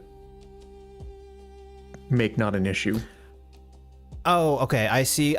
Okay. And he sort of just like, he does one of these to you. I see. All right. Yeah, of course. No problem. I mean, if you guys can get it fixed, good luck with that. I guess just bring it back in one piece so I can use it after. That's certainly the plan. If we live. We're going to live. Are we? I really don't think so. I am confident in your abilities, little squirrel. We're all gonna die. I cannot deny or confirm our death, but we should go. Oh, right. Did you divine that too while you were looking at the map? I'm off the clock. I'm sorry, I can't answer that. Ugh. We're going to have to figure this out at some point. Bran sort of just salutes, one finger over the brow. Well, good luck to you, Helix. Good luck to your party. I'm gonna probably head down to the Snake's Head, get some grub. When are you guys planning on leaving? It's kind of getting dark out now. We got to finish putting the dune crawler back together. So probably tomorrow at the earliest, I'm assuming. All When you right. get to the snake's head, can you tell them that I'm going to be on leave for a while? Bodhi, I think you're not here. Yeah, Bodhi, you're with Navina and You're Bill. with the Dune Crawler. Oh, my bad. Sorry. You didn't hear that. Bodhi just appears in the room I mean, you and could. then leaves again. Yeah, Brad sort of just he takes notice of you, Bodhi, as you just peek in after hearing this conversation. Yeah, sure thing. Perfect. Loved your performance, by the way. Oh, much obliged. Your that finale number. Loved it. Perfect. Oh, that old tune. Yeah, Dust and Glory, I think you said it was. Is that an original? Why, yes, it is. Well, I'm gonna have to get a copy of that before you release it to anyone else, since I'm giving your friends here the Dune Holler. So, deal? Yes, if you can wait a little bit, I'm still polishing it out. Oh, of course. Whenever it's ready. I have my recording stone ready. I'm I'll let you know. surprised the snake's head is open. I thought the owner died last night. Oh, is that what was happening? Yeah, I think so. Are you sure it's even open? I mean, I can go and check. It was just the owner, right? It wasn't like the staff. I mean, Bodhi's still alive, it looks like. Right, Bodhi? You can check on the staff, make sure they're all okay. I know Mr. Oakley helped get everybody in time. I mean, will do. If they're not open, I can find somewhere else to go. But good luck with the Dune Hauler. Good luck with your travels. I guess. Just like I said, bring it back in one piece. Kind of need that thing. I certainly If you will. die, you'll have to go get it yourself. We're not dying. So you say. You see, Brand just sort of just looks at the both of you, one eyebrow raised, and he walks out of the institute. And as you guys regroup within the garage, you see that Bill and Navina are done with whatever repairs they were doing. I think once she was done and realized the rest of the group was gone, she was trying to patch up whatever holes in the main hole that she could. Okay.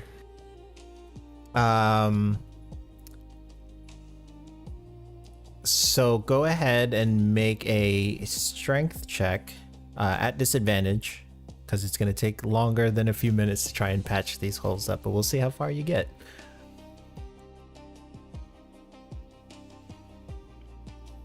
One second. Well, My God, Navina.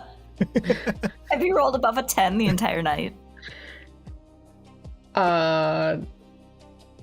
once? So you realize as you're trying to quickly patch that it's gonna take a whole nother day or so to fix the others, to fix the other parts of the Dune Crawler. So here are, hold on, let me edit this real fast. Actually, that's pretty good to go. Okay.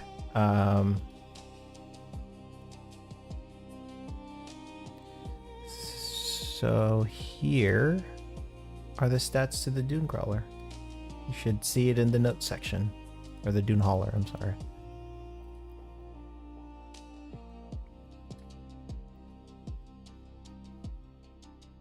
Except the guns are not functional. Whoa.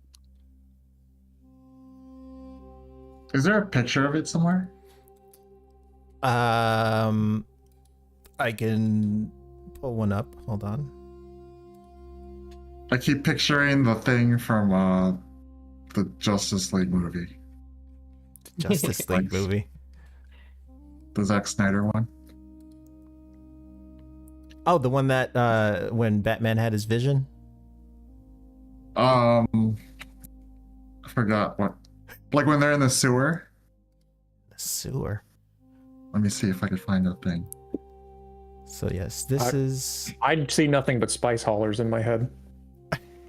It's a little more elegant. Well, not really. I would say the thing we're fixing is a junk heap, so. See, I posted it in Discord.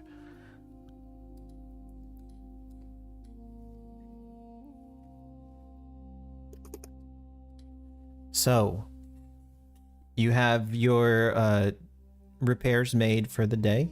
You have a map with 3 different routes. What does your party discuss before turning in or heading out? That is up to the group. You said it's evening by now, correct? Yeah. Yeah. So, Helix will bring the others up to speed on our options. He will also take a moment to compliment the crew on their repairs. Well, these are happening a lot faster than I thought they would, so that is good news. Yeah, today's repairs went fairly smoothly. However, if we want any kind of stability with the hull, that's gonna take a little bit longer. So Yeah, as you take a look, or as you were taking a look at the hull, as you were trying to fix it as quickly as possible, you can see that you would need another roughly 100 gold in parts and another day or so, by your guesstimation. She'll relay that to the group, so it's gonna take another day and more gold than I currently have to get all the metal and everything.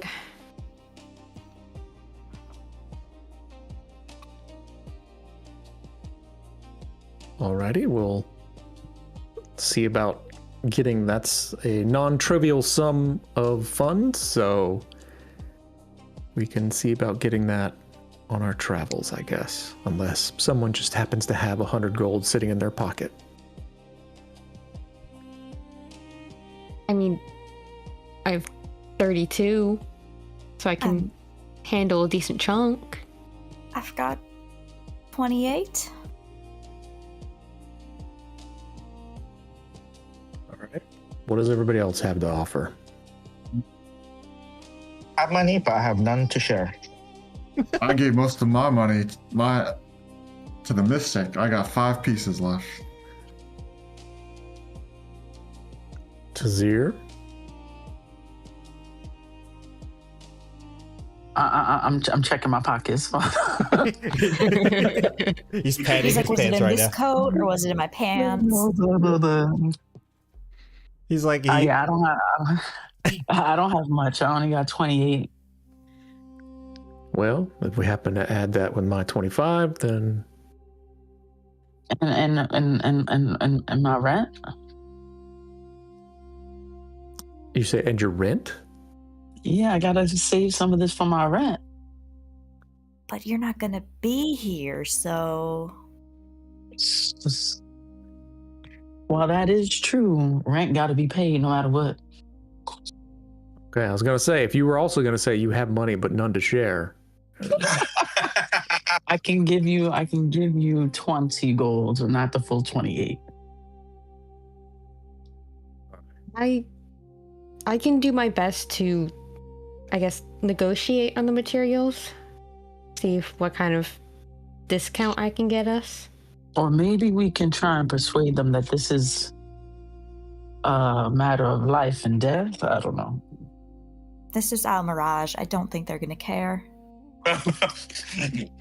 Yeah, you'd be surprised how little that kind of moves people when it comes to That's why I money said and try. trading. Try. That's why you just don't try any sob stories. You just got to go with the hard barter. That's the kind of thing that this city Mhm. likes. Yeah, that's what traders, artisans, all of them value a lot more.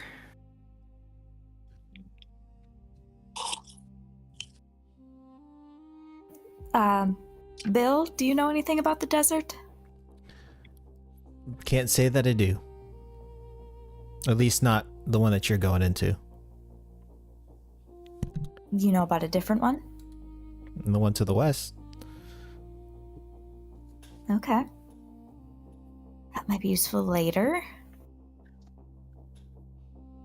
But as it stands,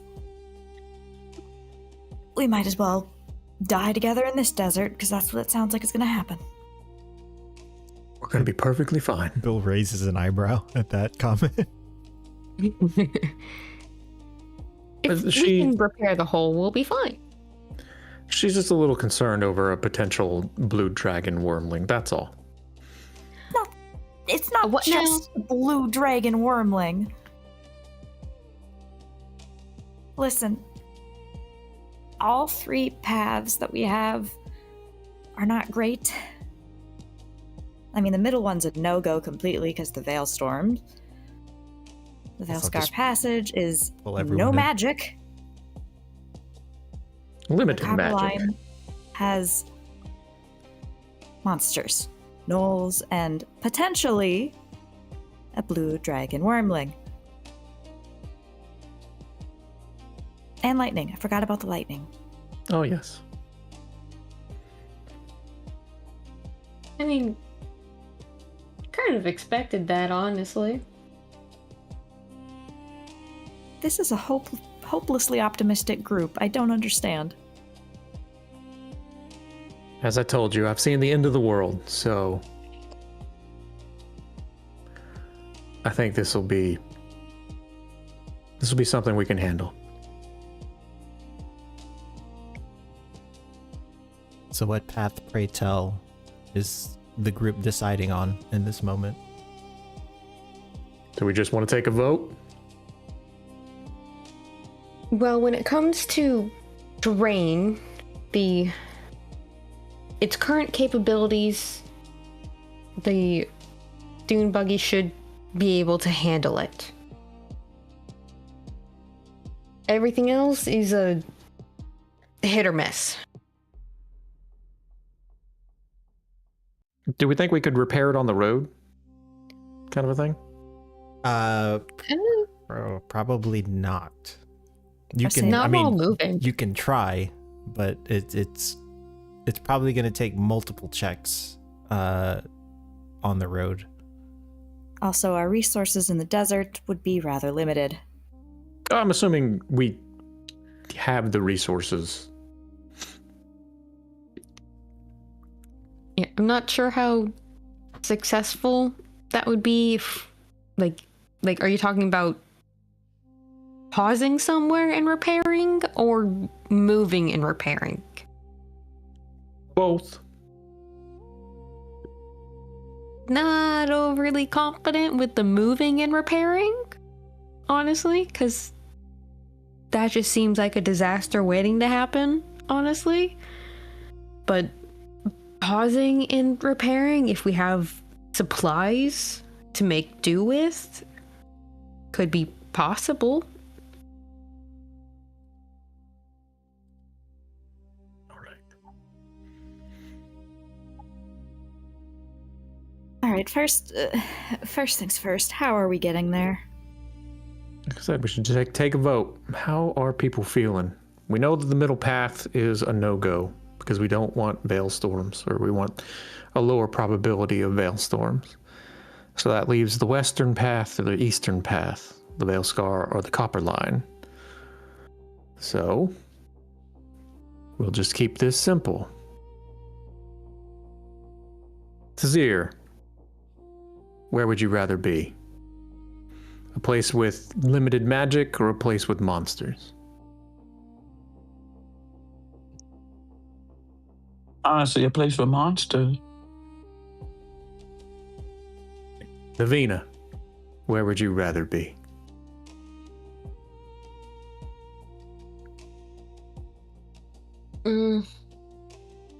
Does Avina know how a Solaris crystal would react in a place with no magic? I mean, judging by your work on the engine, you would it's not gonna be stable. Okay. I would rather no malfunctions with Solaris crystals.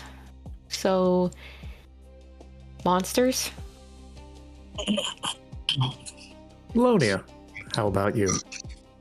Oh, God. I don't like any of these, but magic is all that I have, so Copperline. This is seeming like it's getting pretty unanimous, but I'll ask anyway. Noel, how are you feeling? I am nothing if without magic, and I'm thinking about all the book deals I can have if we go through the monster route. So my vote is with the group. And I'm sure. Wait a minute. Book deals? That's a good point. Was that a good point? Yeah, thinking about how epic of an adventure will be, and we definitely won't die, I don't think. So I like that monster confidence. it is. I love that You confidence have out a of you. Morden Caden traveling with you. I'm a healer after all, and a sidekick.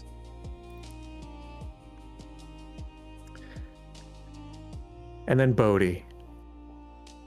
I take my hat off and I put it on my chest, across my chest. Now, I only met some of you for a brief amount of time, but I think our greatest strength here is our magic. So, I vote for the critters. Well, then it's unanimous. We take the copper line. And Bodhi, I expect a song on the other side. Oh, don't need to worry about that. So, Salonia, as you're looking at the map, you can clearly see that going through the copper line, you're gonna have to pass through at least 2 other biomes.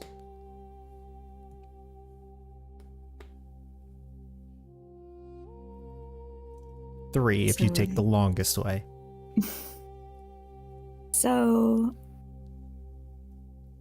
it looks like we'll have to at least pass through Oxid Ridge before we get into the Glimmer Void.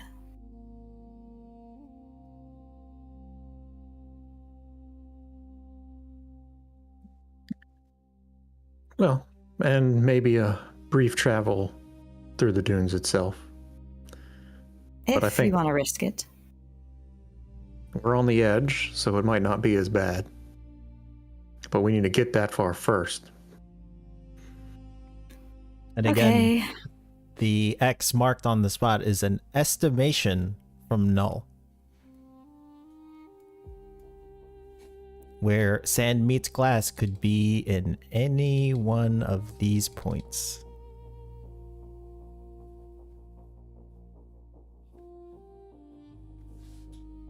Well, Bill, I hope you've made final arrangements. What do you mean?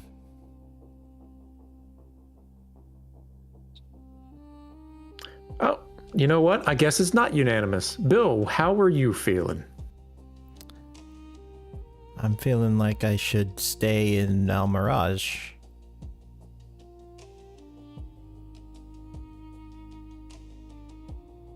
He just looks at the group. I mean, I've got to look after the Ember Heart Forge while Navina's gone, right?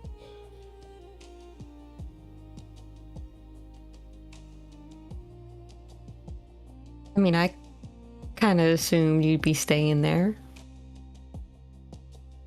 Was I the only one who thought he was coming with us? No, I thought so too.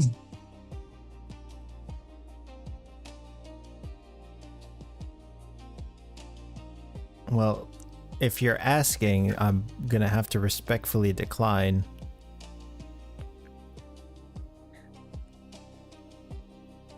I'd Oh, that's probably, okay. I'd We could probably use just. some more numbers. I don't know how much of a help I would be, to be honest, out Yo, there.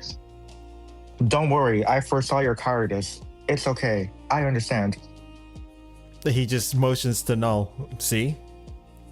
Even the fortune teller has no faith in me. So, yeah, I think I'm gonna stay. I'm not. Even if this might lead to answers about your shadow? I'm sorry. Nothing. Nothing. He just he cocks his head towards you. No, His shadow. My shadow. No, it's I just said something I shouldn't have. It's fine. But please do No. elaborate. Yeah, explain? I'm sure she bet nothing by it, but that is a strange thing to say to somebody. I'm pretty sure she meant everything by it. Just you have like what's the word? Like a presence? Kind of Like a behind ghost? you. And you know this how? Is that important? Yeah, it kind of is. Listen, I don't see Null getting this level of interrogation. Can I do like a insight or perception check on her? Because maybe I noticed that the glasses are a little bit more than what they seem. You can if you'd like. You can make a perception or insight. Okay, hold on. Where's my stuff? Okay. Oh, this could be something. 18. You look over to Navina. I mean, the glasses are definitely more than just glasses. But that is also not uncommon in Almiraj. But Salonia is also very strange. And also very protective of those glasses.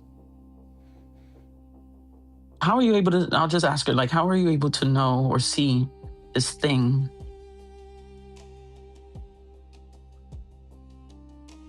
I just do, okay? Can we assume it's the glasses? She actually laughs. No, it's not the glasses. So your eyes just naturally see this? Sometimes. And he's the only one here that you've seen that? She looks right at Null. And I noticed her glance at him, I guess? Okay. Oh, this is no glance. She's just looking right at him. Oh, okay. I'll turn my head to Noel. No. Why are you all looking at me? I know what you guys are talking about. Do you also see one on Noel? Behind him? Yeah. Behind me? But it's not as big as Bill's. Normally, It I'd seems take some that of as a us- compliment, but I think I'm good here. Navina, do you need me for anything else? This is getting a little too weird for me. Or a little No, too real? Get it. Just you can just look after the forge and everyone, I guess. Of course. Yeah. Yeah, I think I'm done here. I'm gonna head back to the forge and Hold up. Am I the only one that wants to get to the bottom of this? No. But she's not divulging at the moment. What? I don't have anything to divulge. Do you know what this means for either of them? No. this is the Is it first just I'm the- hearing of this, so If there's a ghost, you gotta tell me. Is it just the two of them, or are there others among us? Among us right now? Just them last time I checked. And you've never seen this before. Not like that. So you've seen something similar. Do we have priorities right now or not? Yeah, but you kind of brought it up, and if they're carrying more than just themselves, particularly Null, into this fight with us, I think we should know about it, or at least what little we can. Anymore. Okay, but if you saw something similar, what did that entail? I don't know. Nothing. I try not to see it. So it wasn't accompanied by death. It wasn't accompanied by some other thing that we might have to deal with. I have no answers for you. I avoid these things. I don't find out what happens. I don't know. All right. I guess we need to keep an eye on Null. And now that you said Bill here has it, I'm pretty sure we should keep an eye on him. His is bigger than Null's. well, how do you even know she's telling the truth? Because I don't I'm think not she a would just liar. lie about that.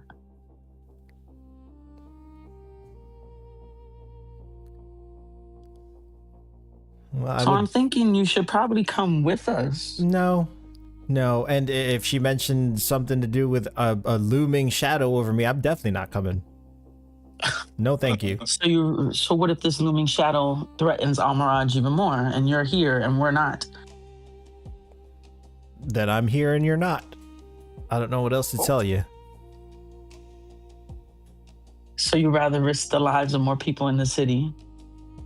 Well, I mean, she even said she doesn't know if it means anything. And we also don't know if it doesn't mean Does anything. So I think does your fortune teller have any answers for you? other than your cowardice? No. I don't know what she's talking about. I've never seen a shadow behind myself, so if she's telling the truth, like I always am, she should spill more. There is nothing more. Right. I mean, I still think Bill should come with us, but if you're okay with him staying behind in your forge with a massive whatever lingering behind him, by all means.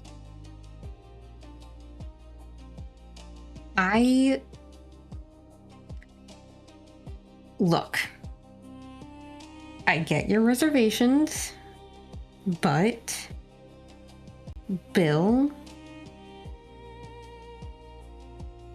he came to us for help. Mm-hmm. And he has been helpful since he arrived. Mm-hmm. Now,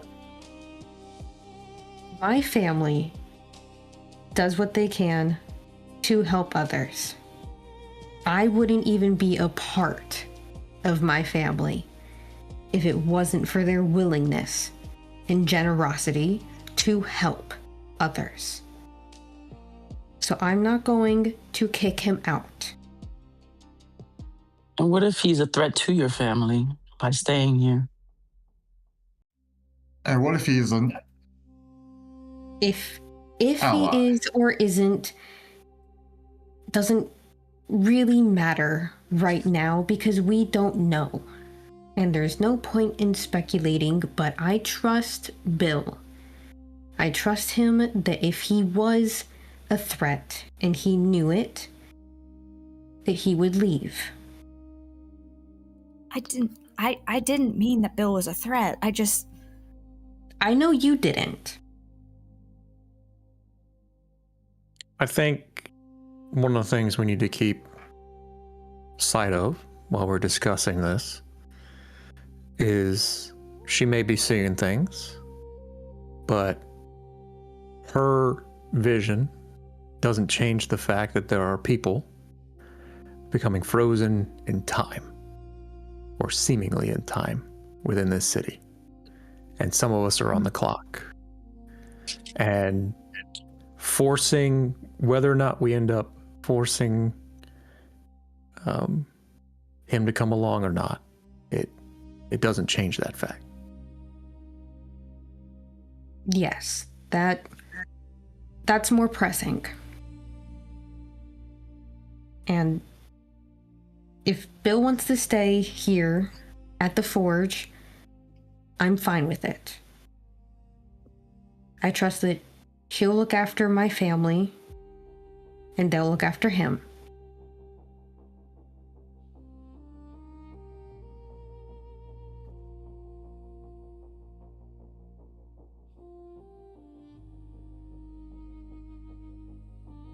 Look, guys, I wish I could be of more help in your adventure, but I think my place is here, and I'll do what I can here instead of getting in your way out there. Thank you. All right. Sorry, Bill. No, it's all right. It was just very strange thing to say to somebody. That's all. Polonia just looks very upset. You can make an insight check on Bill if you'd like. Can I also make one? Yeah. Wink.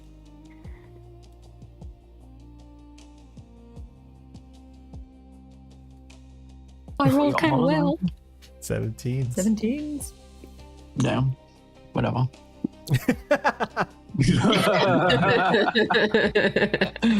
There's a 7 in there. So Silonia and Navina, Bill looks to be sort of shaken up by that comment. By that comment Silonia made. Not offended,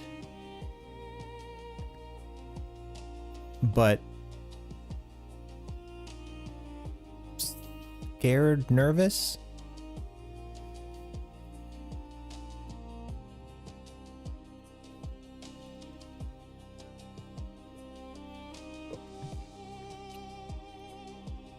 I don't think there's much else we can really do here tonight, and I don't think there's any place we can really buy the stuff we need for the night either. I think most places are either closed or closing. So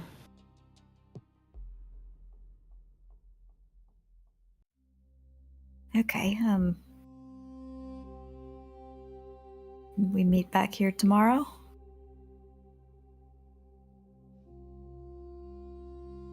yeah, or I mean, sure, my dad won't mind if you guys stay another night at the forge. There are also some dorm rooms here that you guys could use Or that. as a place of learning, so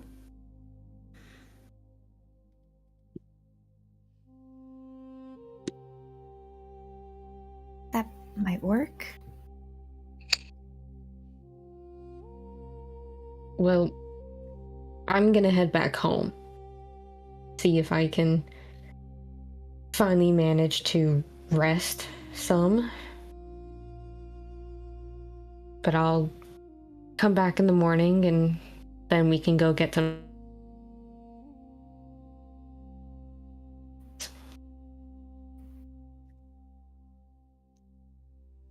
All right, I guess see you guys tomorrow.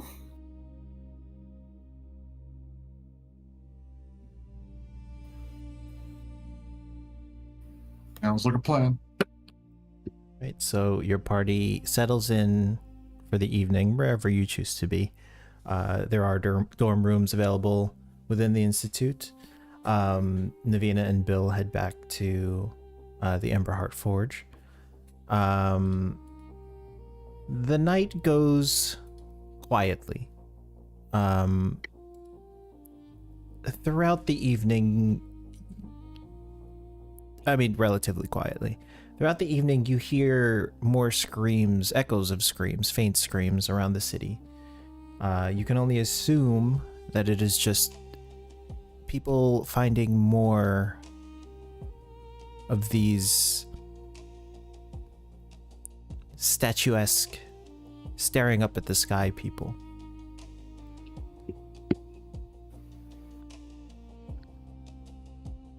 No. As you are resting, you feel your crystal again vibrating, its lights beginning to shimmer. Do you fight it or do you let it happen?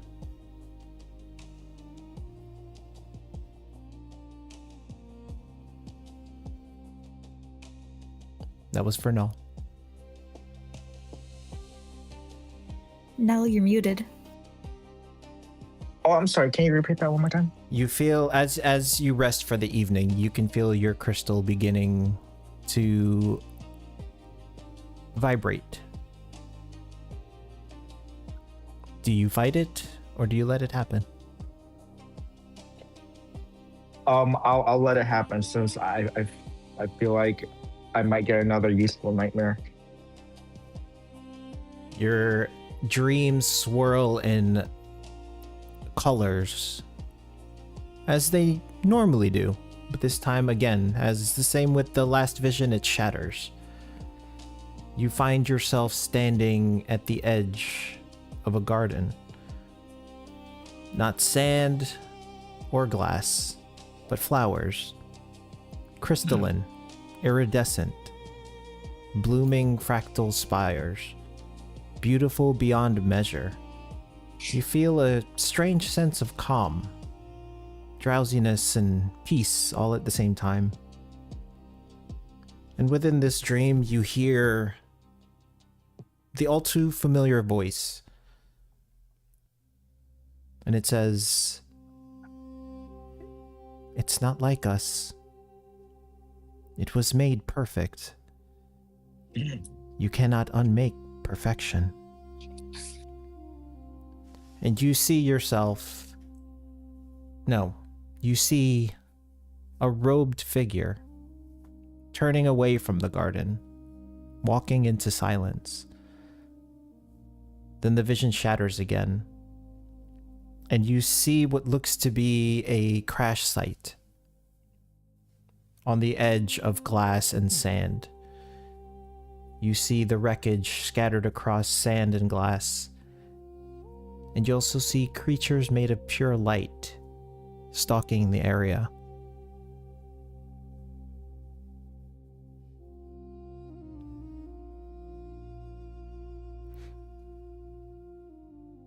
Your vision goes dark, and you awake the next morning.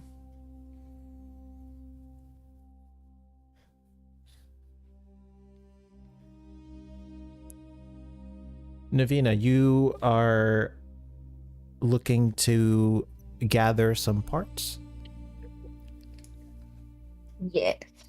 Okay. And before she heads out, can I make some magic items? Absolutely. Sweet. I would like to make a bag of holding. Okay. And then a pair of sending stones. Excellent. And that just happens per your class feature? Yes. No checks needed? I don't believe so. I believe that's how that works, but let me just double check. Yeah. Features. That's how that works. You have learned arcane plans that you use to make magic items. Additionally, you can use any wand weapon created by this feature as a spellcasting focus. Blah blah blah blah. When you finish a long rest, you can create 2 magic items. Okay, so go ahead and roll 1d4 to see how long they last for each of the items. The 1d4 for each one. Yeah, so roll 2 1d4s.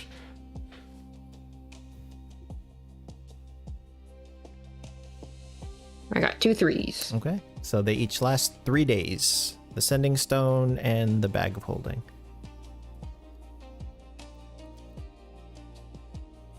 Fucking artificers, huh? Cool.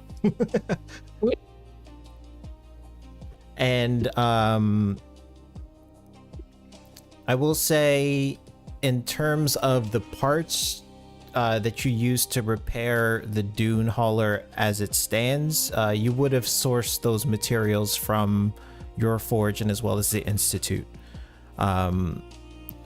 So procuring the new parts, there is a scrapyard that you could probably source it from. Yeah, I'd be down for a scrapyard. And you have the 100 gold from your party members? Mm-hmm. Okay. Did everybody give me their gold? Salonia did. I'll give you my 5 gold, sure. Yeah, just re-up. How much was everyone contributing? It's like, wait, I 28. need to do math. So 28 plus 5. I'm contributing none, proudly. How much was Tazir? Plus 20. And then Helix had 25.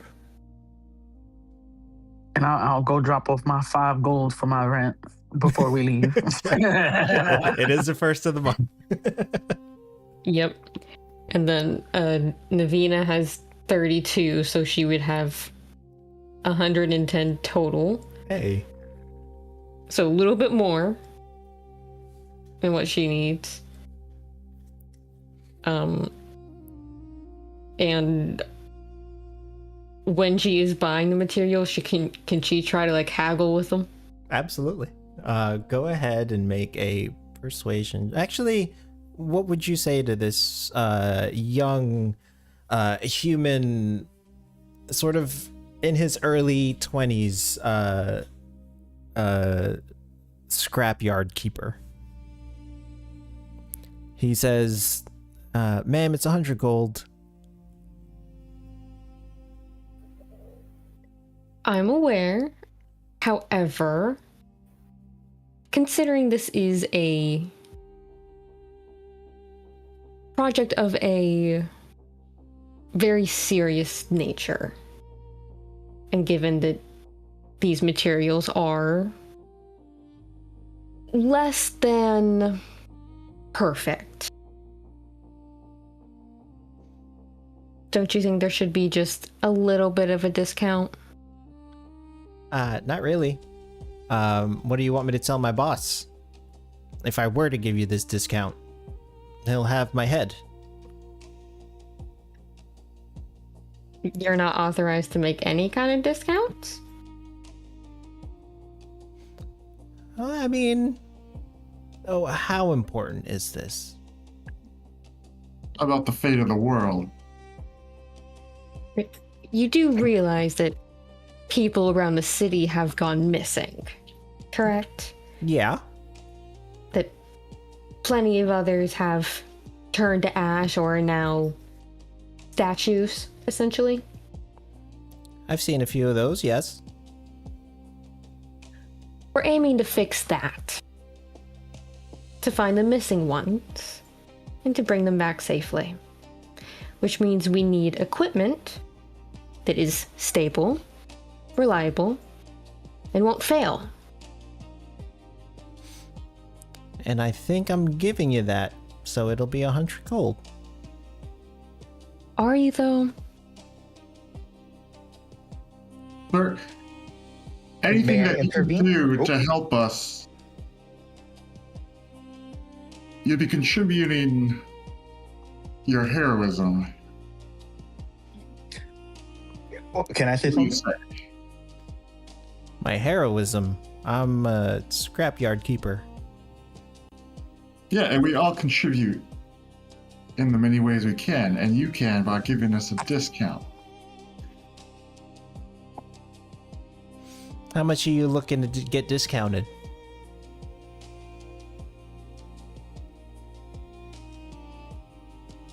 Well, how heroic are you, sir? It's not me.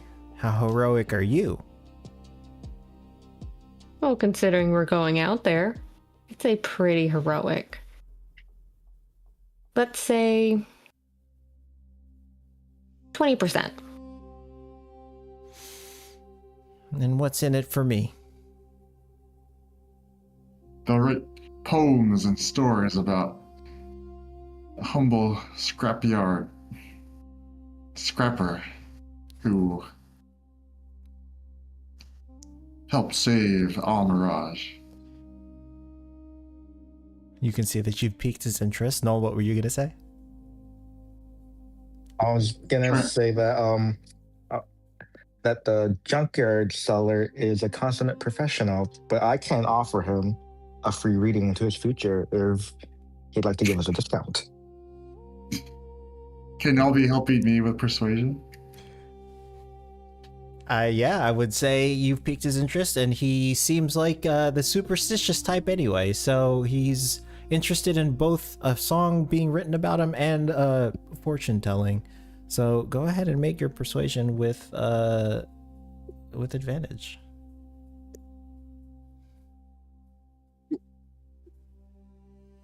Boom. Okay. With a 26. Nice. You get your 20% discount. You see the kid sort of rubs his chin.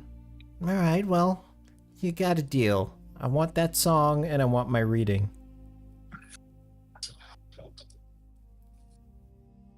I promise you, kid, that 20% you just gave us will come to you 1,000-fold when we get through saving the world.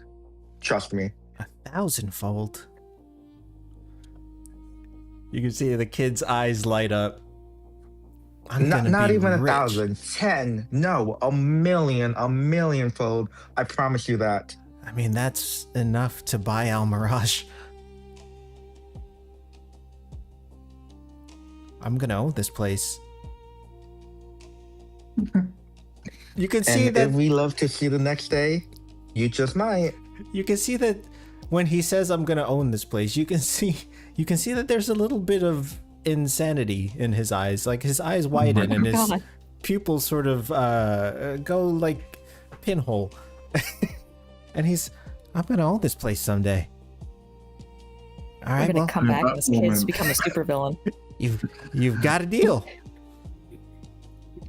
And he sort of carts out, the 100 gold worth, except with a discount, to your crew. And as he walks away, you can hear him sort of muttering something under his breath, excitedly and almost sinister whispers to himself. Oh, God. So how much gold did I actually pay him? 80. Sweet. So I have 30 left over. 30 left over.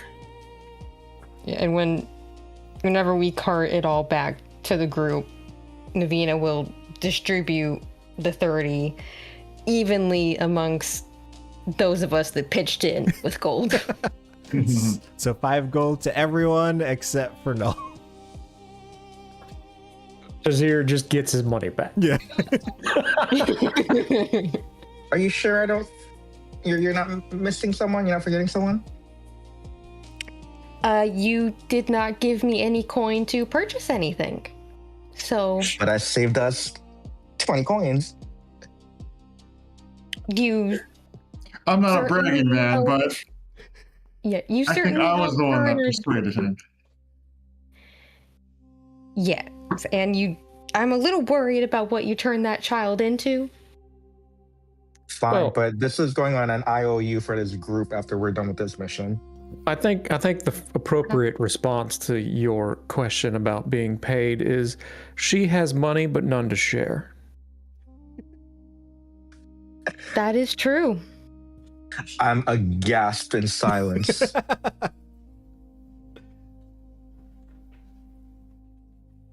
All right, so you guys gather the remaining scrap to make one more repair to the dune hauler before setting out.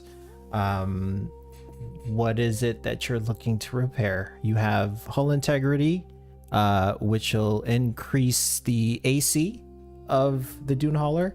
You have fortifications, which will increase the hit points of the dune hauler and also make it safe to rest inside comfortably without having to camp outside. Or you have the weapons to repair.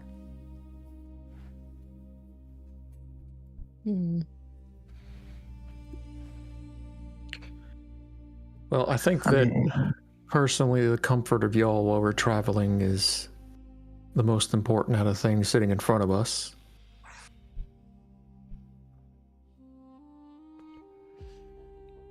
What do y'all think? I'd say either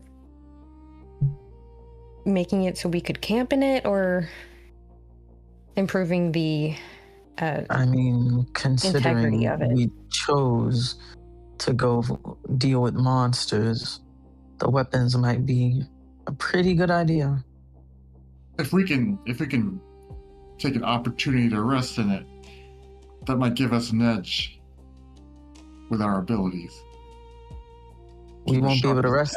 We won't be able to rest inside if it can't take out our enemies.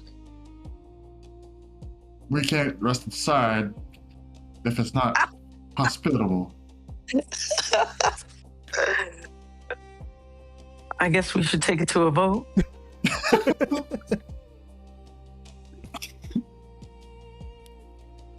So,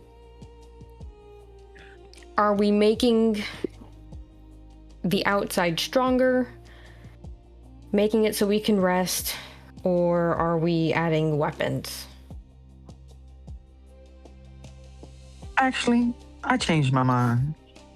I think we should pattern it up, considering I literally shot through your contraption with ease. It was designed for a parade. I know, I was kidding, I'm kidding.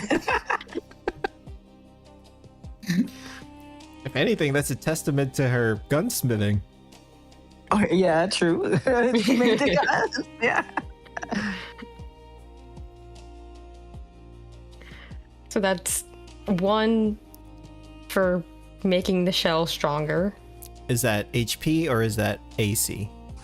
So repairing the AC will also give you full cover inside.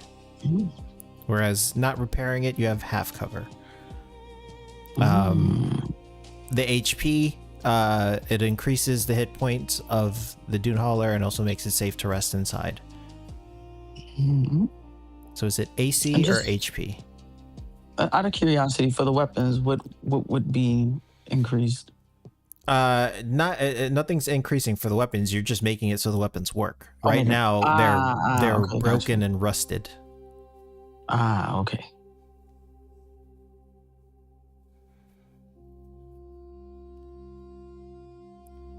So what'll it be? AC or HP? AC. I think AC, yeah. So that is better armor and full cover?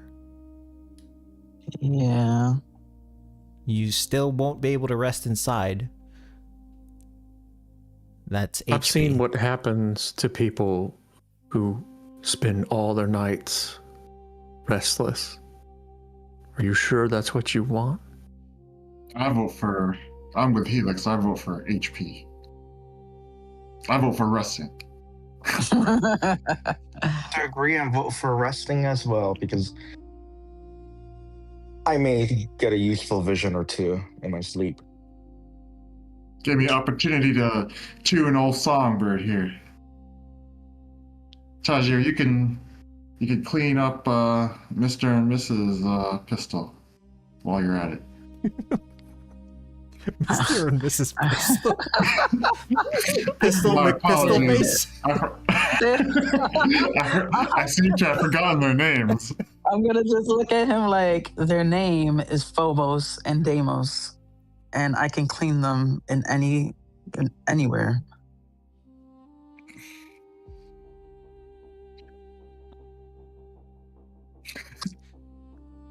Are you sure about that? Have you ever cleaned a weapon within the sands of the desert? It's gonna jam. Sand does get everywhere. I mean, hold up. Now this is like a technical question. Can it actually jam if it's magic bullets? Like, I mean, I don't think there's- it's magic bullets. I think those are real bullets. there's always a chance. Even if it's magic bullets, there still needs to be a mechanism for it to be projected out of. So well, that would be a testament to her ability to make guns now. this is true. No. I gave them to you in pristine condition. How you treat your weapons is you. All right. I appear to be outvoted, so I guess we're going with a more spacious vehicle. So that is 3 for HP. I'm assuming Helix is HP as well. Yeah. And It doesn't really affect me, but I do care that you folks are well rested. And how much more would it be to get both fixed?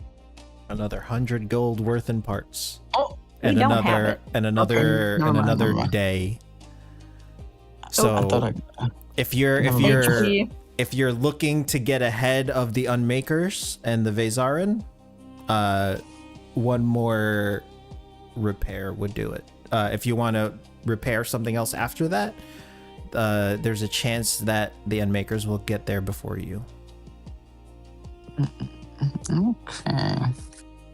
I do not think that this is a debate on whether or not we make another repair. We do not have another day to wait unless you want to become what is out there in the city right now.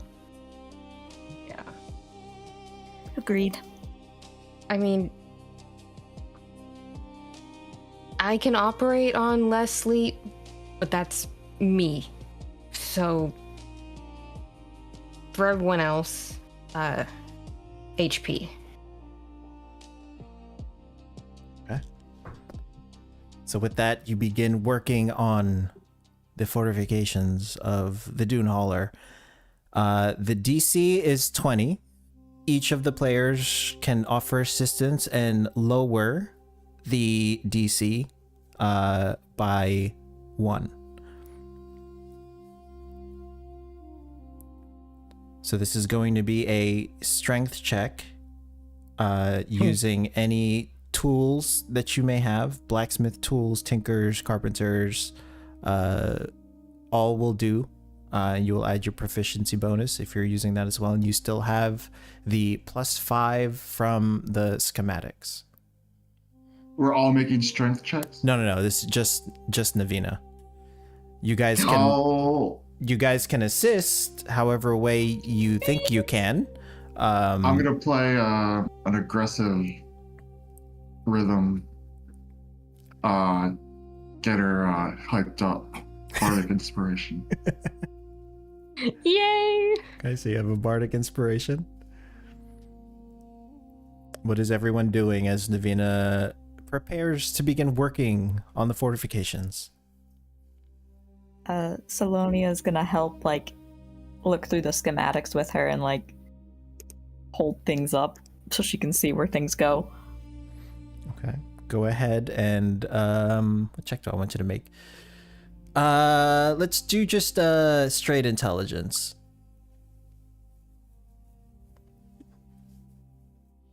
Me or Salonia? Salonia, sorry. 19. 19. Woo! All right, so the DC decreases to 19.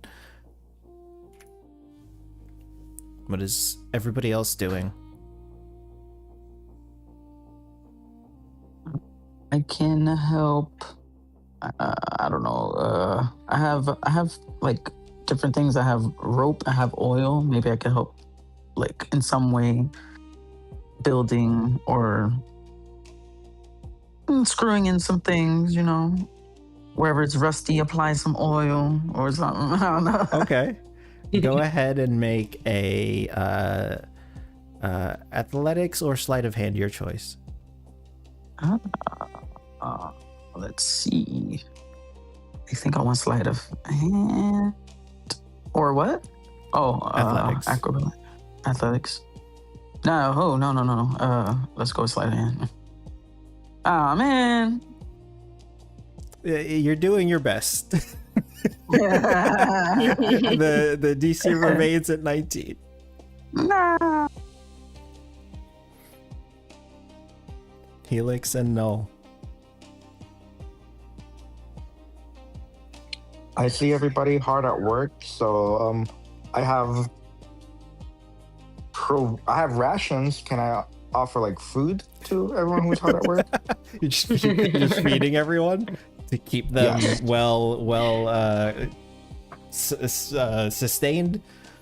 Yes. Okay. Go ahead and make a survival check. Okay, got it. 16. You hand out rations and drink as best as you can. The DC is reduced to 18. Okay. Helix. Did my bardic... Oh, sorry. No, go ahead. Sorry. Well, your bardic inspiration is adding to her roll. Oh, but I still get an action to help? Or that's, Well, I would that was say my that was your action, yeah. Okay, yep. Cool. All right. For Helix, he is quite enjoying helping out where he can, as small flickers of past memories run through his mind. The times that he's worked not only with Lyra, but his children and his wife and those before him, and other members of the family. It's a comfortable place for him. And he'll just kind of subconsciously, as this all has happened, he'll touch the crystal on his chest while he's doing that. And I will burn a spark to cast Mending wherever he can. Oh, shit. Okay. Yes. Well, that is going to reduce it by 2, so the DC is now 16. So, Navina, with everyone assisting and Tazir doing his best, go ahead and make your strength check. Can I also be casting Mending while I do this? I would say no, not in this moment. Damn it. I didn't think so, but I thought I'd ask. Yeah. Good thought, though. Okay, so strength. So strength check. If you're using your blacksmithing tools, you can add your proficiency modifier to it. You also have a bardic inspiration and also a +5. I'm definitely using my smith tools, so. So you have a... Ooh! Hell fucking yeah. Easily enough, with everyone's assistance, you are able to make the Dune Hauler more resilient as well as comfortable inside. So the HP increases from 100 to 150. Nice. And you guys, you can see that she's installed some sleeping hammocks and some structural bracing along the walls of the dune hauler. Now, this structural bracing really enhances the acoustics in here.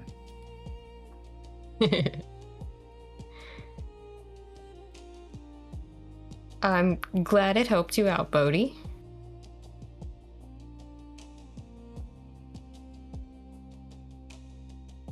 I think it helps everyone out, and I play a lovely chord, and it rings nicely to everyone's ears.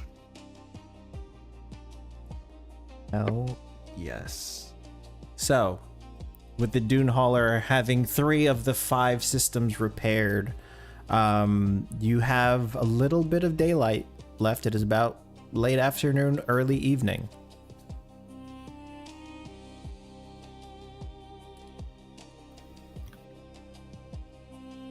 Does your party head out? We can begin now. And since there's a means for y'all to rest now, I think we can cover some ground, at least through the safer parts of the Verge, while y'all rest through the evening. Yeah, we can do that.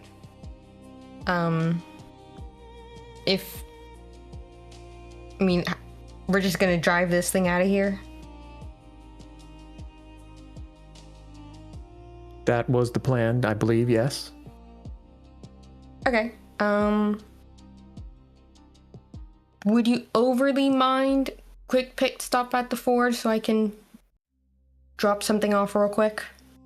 No, we can. I have no problems with that. I don't think anybody else would either. We can certainly drive by, so. You can. The streets are very large. Had a whole snake in it. Whole snake. So yeah, And you an guys. Who's driving this thing, by the way? It's a great question. Who knows how to drive?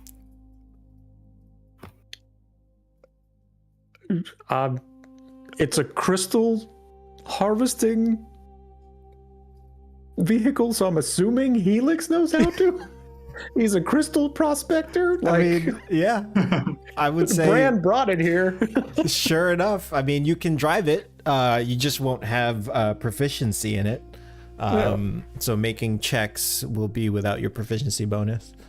But yeah, I think anyone can sort of drive it if need be, just not expertly or proficiently, I should say. So you guys load up into the dune hauler, and Helix drives it just down the road to the Emberheart Forge. What does Navina do as you reach the Emberheart Forge? She just jumps out and goes inside to try and find her dad real quick. Okay. So you head upstairs. You see that your dad is still sitting with Rumana. Rumana is better today. She's sitting up in her bed. She's eating supper that Thighalia made for her. As you walked past the main lobby, you caught a glimpse of Bill just leaning on the counter, sort of lost in thought. He sort of nodded at you as you walked in and went upstairs. Your father goes up. Navina, it's good to see you. Rumana's doing better today. She actually has an appetite. Good. That's really good. I needed to talk to you real quick. He just looks over at Rumana and Thighalia, and then he moves towards you. Of course. What is it, my dear? Me, Helix, and the others that have been in the forge lately, we fixed up one of the, we fixed up a dune a dune hauler, and we're planning to take it and see if we can find Mom and Robbie. It's not perfect, but it's something, and we think we know where to go. I didn't want to disappear without telling you. And I wanted to give you this. And she'll hand him one of the sending stones.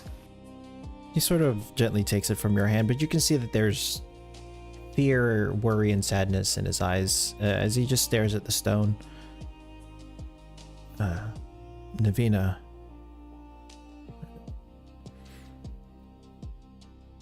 You haven't left the city in quite some time. Are you sure?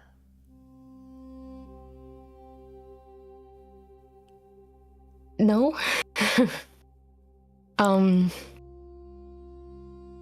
Not entirely, but it's for Mom. It's for Robbie. So I need to do this. And I'll be with everyone. They'll be looking after me. I'll be looking after them. We'll be as safe as we can. And these sending stones will let us keep in contact. They're not perfect. They won't last too long, unfortunately, but they'll last long enough, I think. You can see that there is conflict in his eyes. He grips the stone sort of in fear and frustration. Now, Navina, dear, you know, with everything that's been going on with Mom, with your mom, I can't let you go. But I also know that there's nothing I can do to stop you. And I'm sure this is what your mother would want. I'm sure this is what your mother would do if the roles were reversed.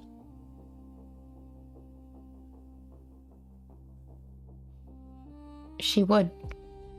Which is why I need to do it. She raised me to be this way. She taught me how to care about people. I need to find her. And I'm not overly excited about leaving you or Auntie or the city in general, but staying here would mean doing nothing. And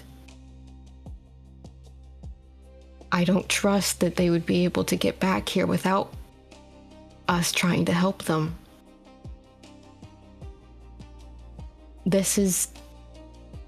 I think this is the only way that we can get them home.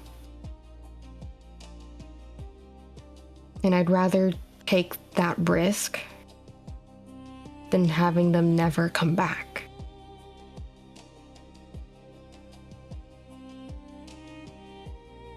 You can see tears beginning to fall, roll along his cheek as he grips the stone harder.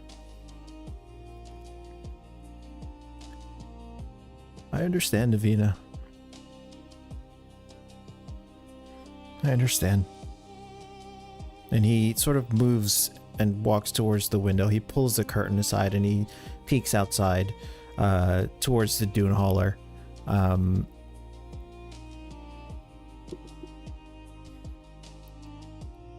Keep them safe, will you?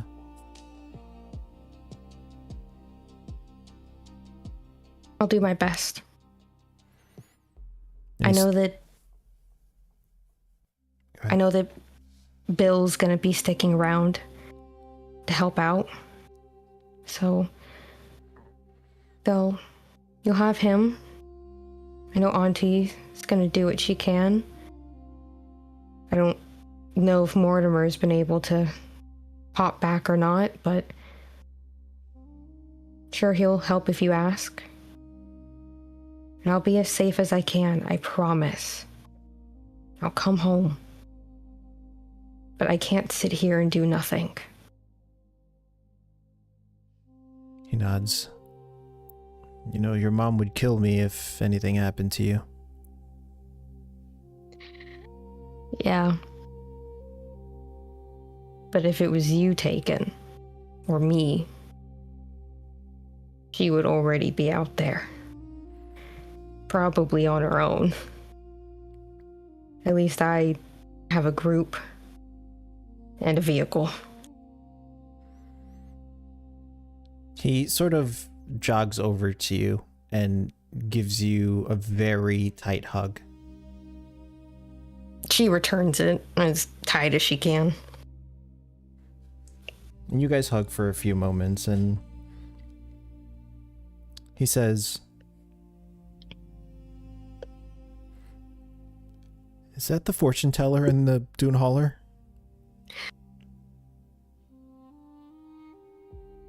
I was really kind of hoping you wouldn't recognize him. Did you go to a fortune teller, Dad? Your mother and I, we were out. It was a night out and drinks. We thought it'd be fun. For 50 gold?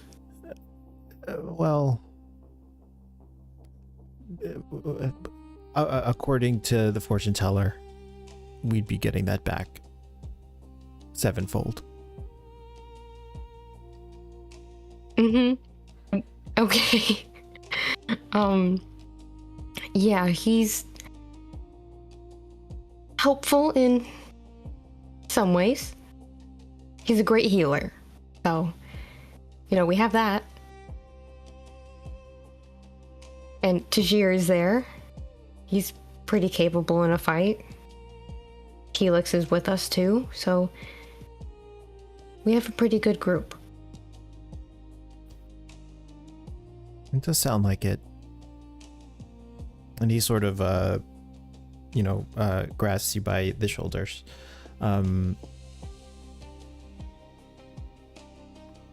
Just be careful. I will. And you be careful too. I want to trust Bill. I really, really do. But I know he's running from something. I don't know what it is, how dangerous it is, if it's going to be following him. But just keep an eye out for anything like that. We'll keep a close eye on him. He hasn't given me reason to doubt him, but I'll keep an eye on him. Okay. I should go. I told him I wouldn't take too long. Just come back. Promise.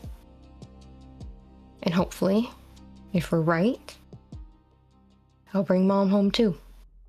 And Robbie. He nods and he gives you one final embrace.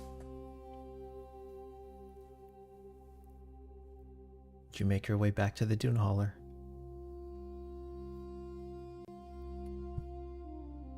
You begin driving the Dune Holler down the light paths leading down into the route. And you begin heading north through the Mirror's Edge.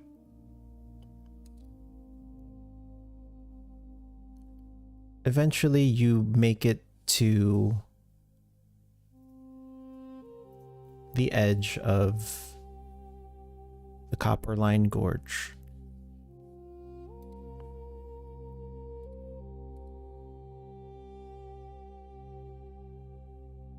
Where is it?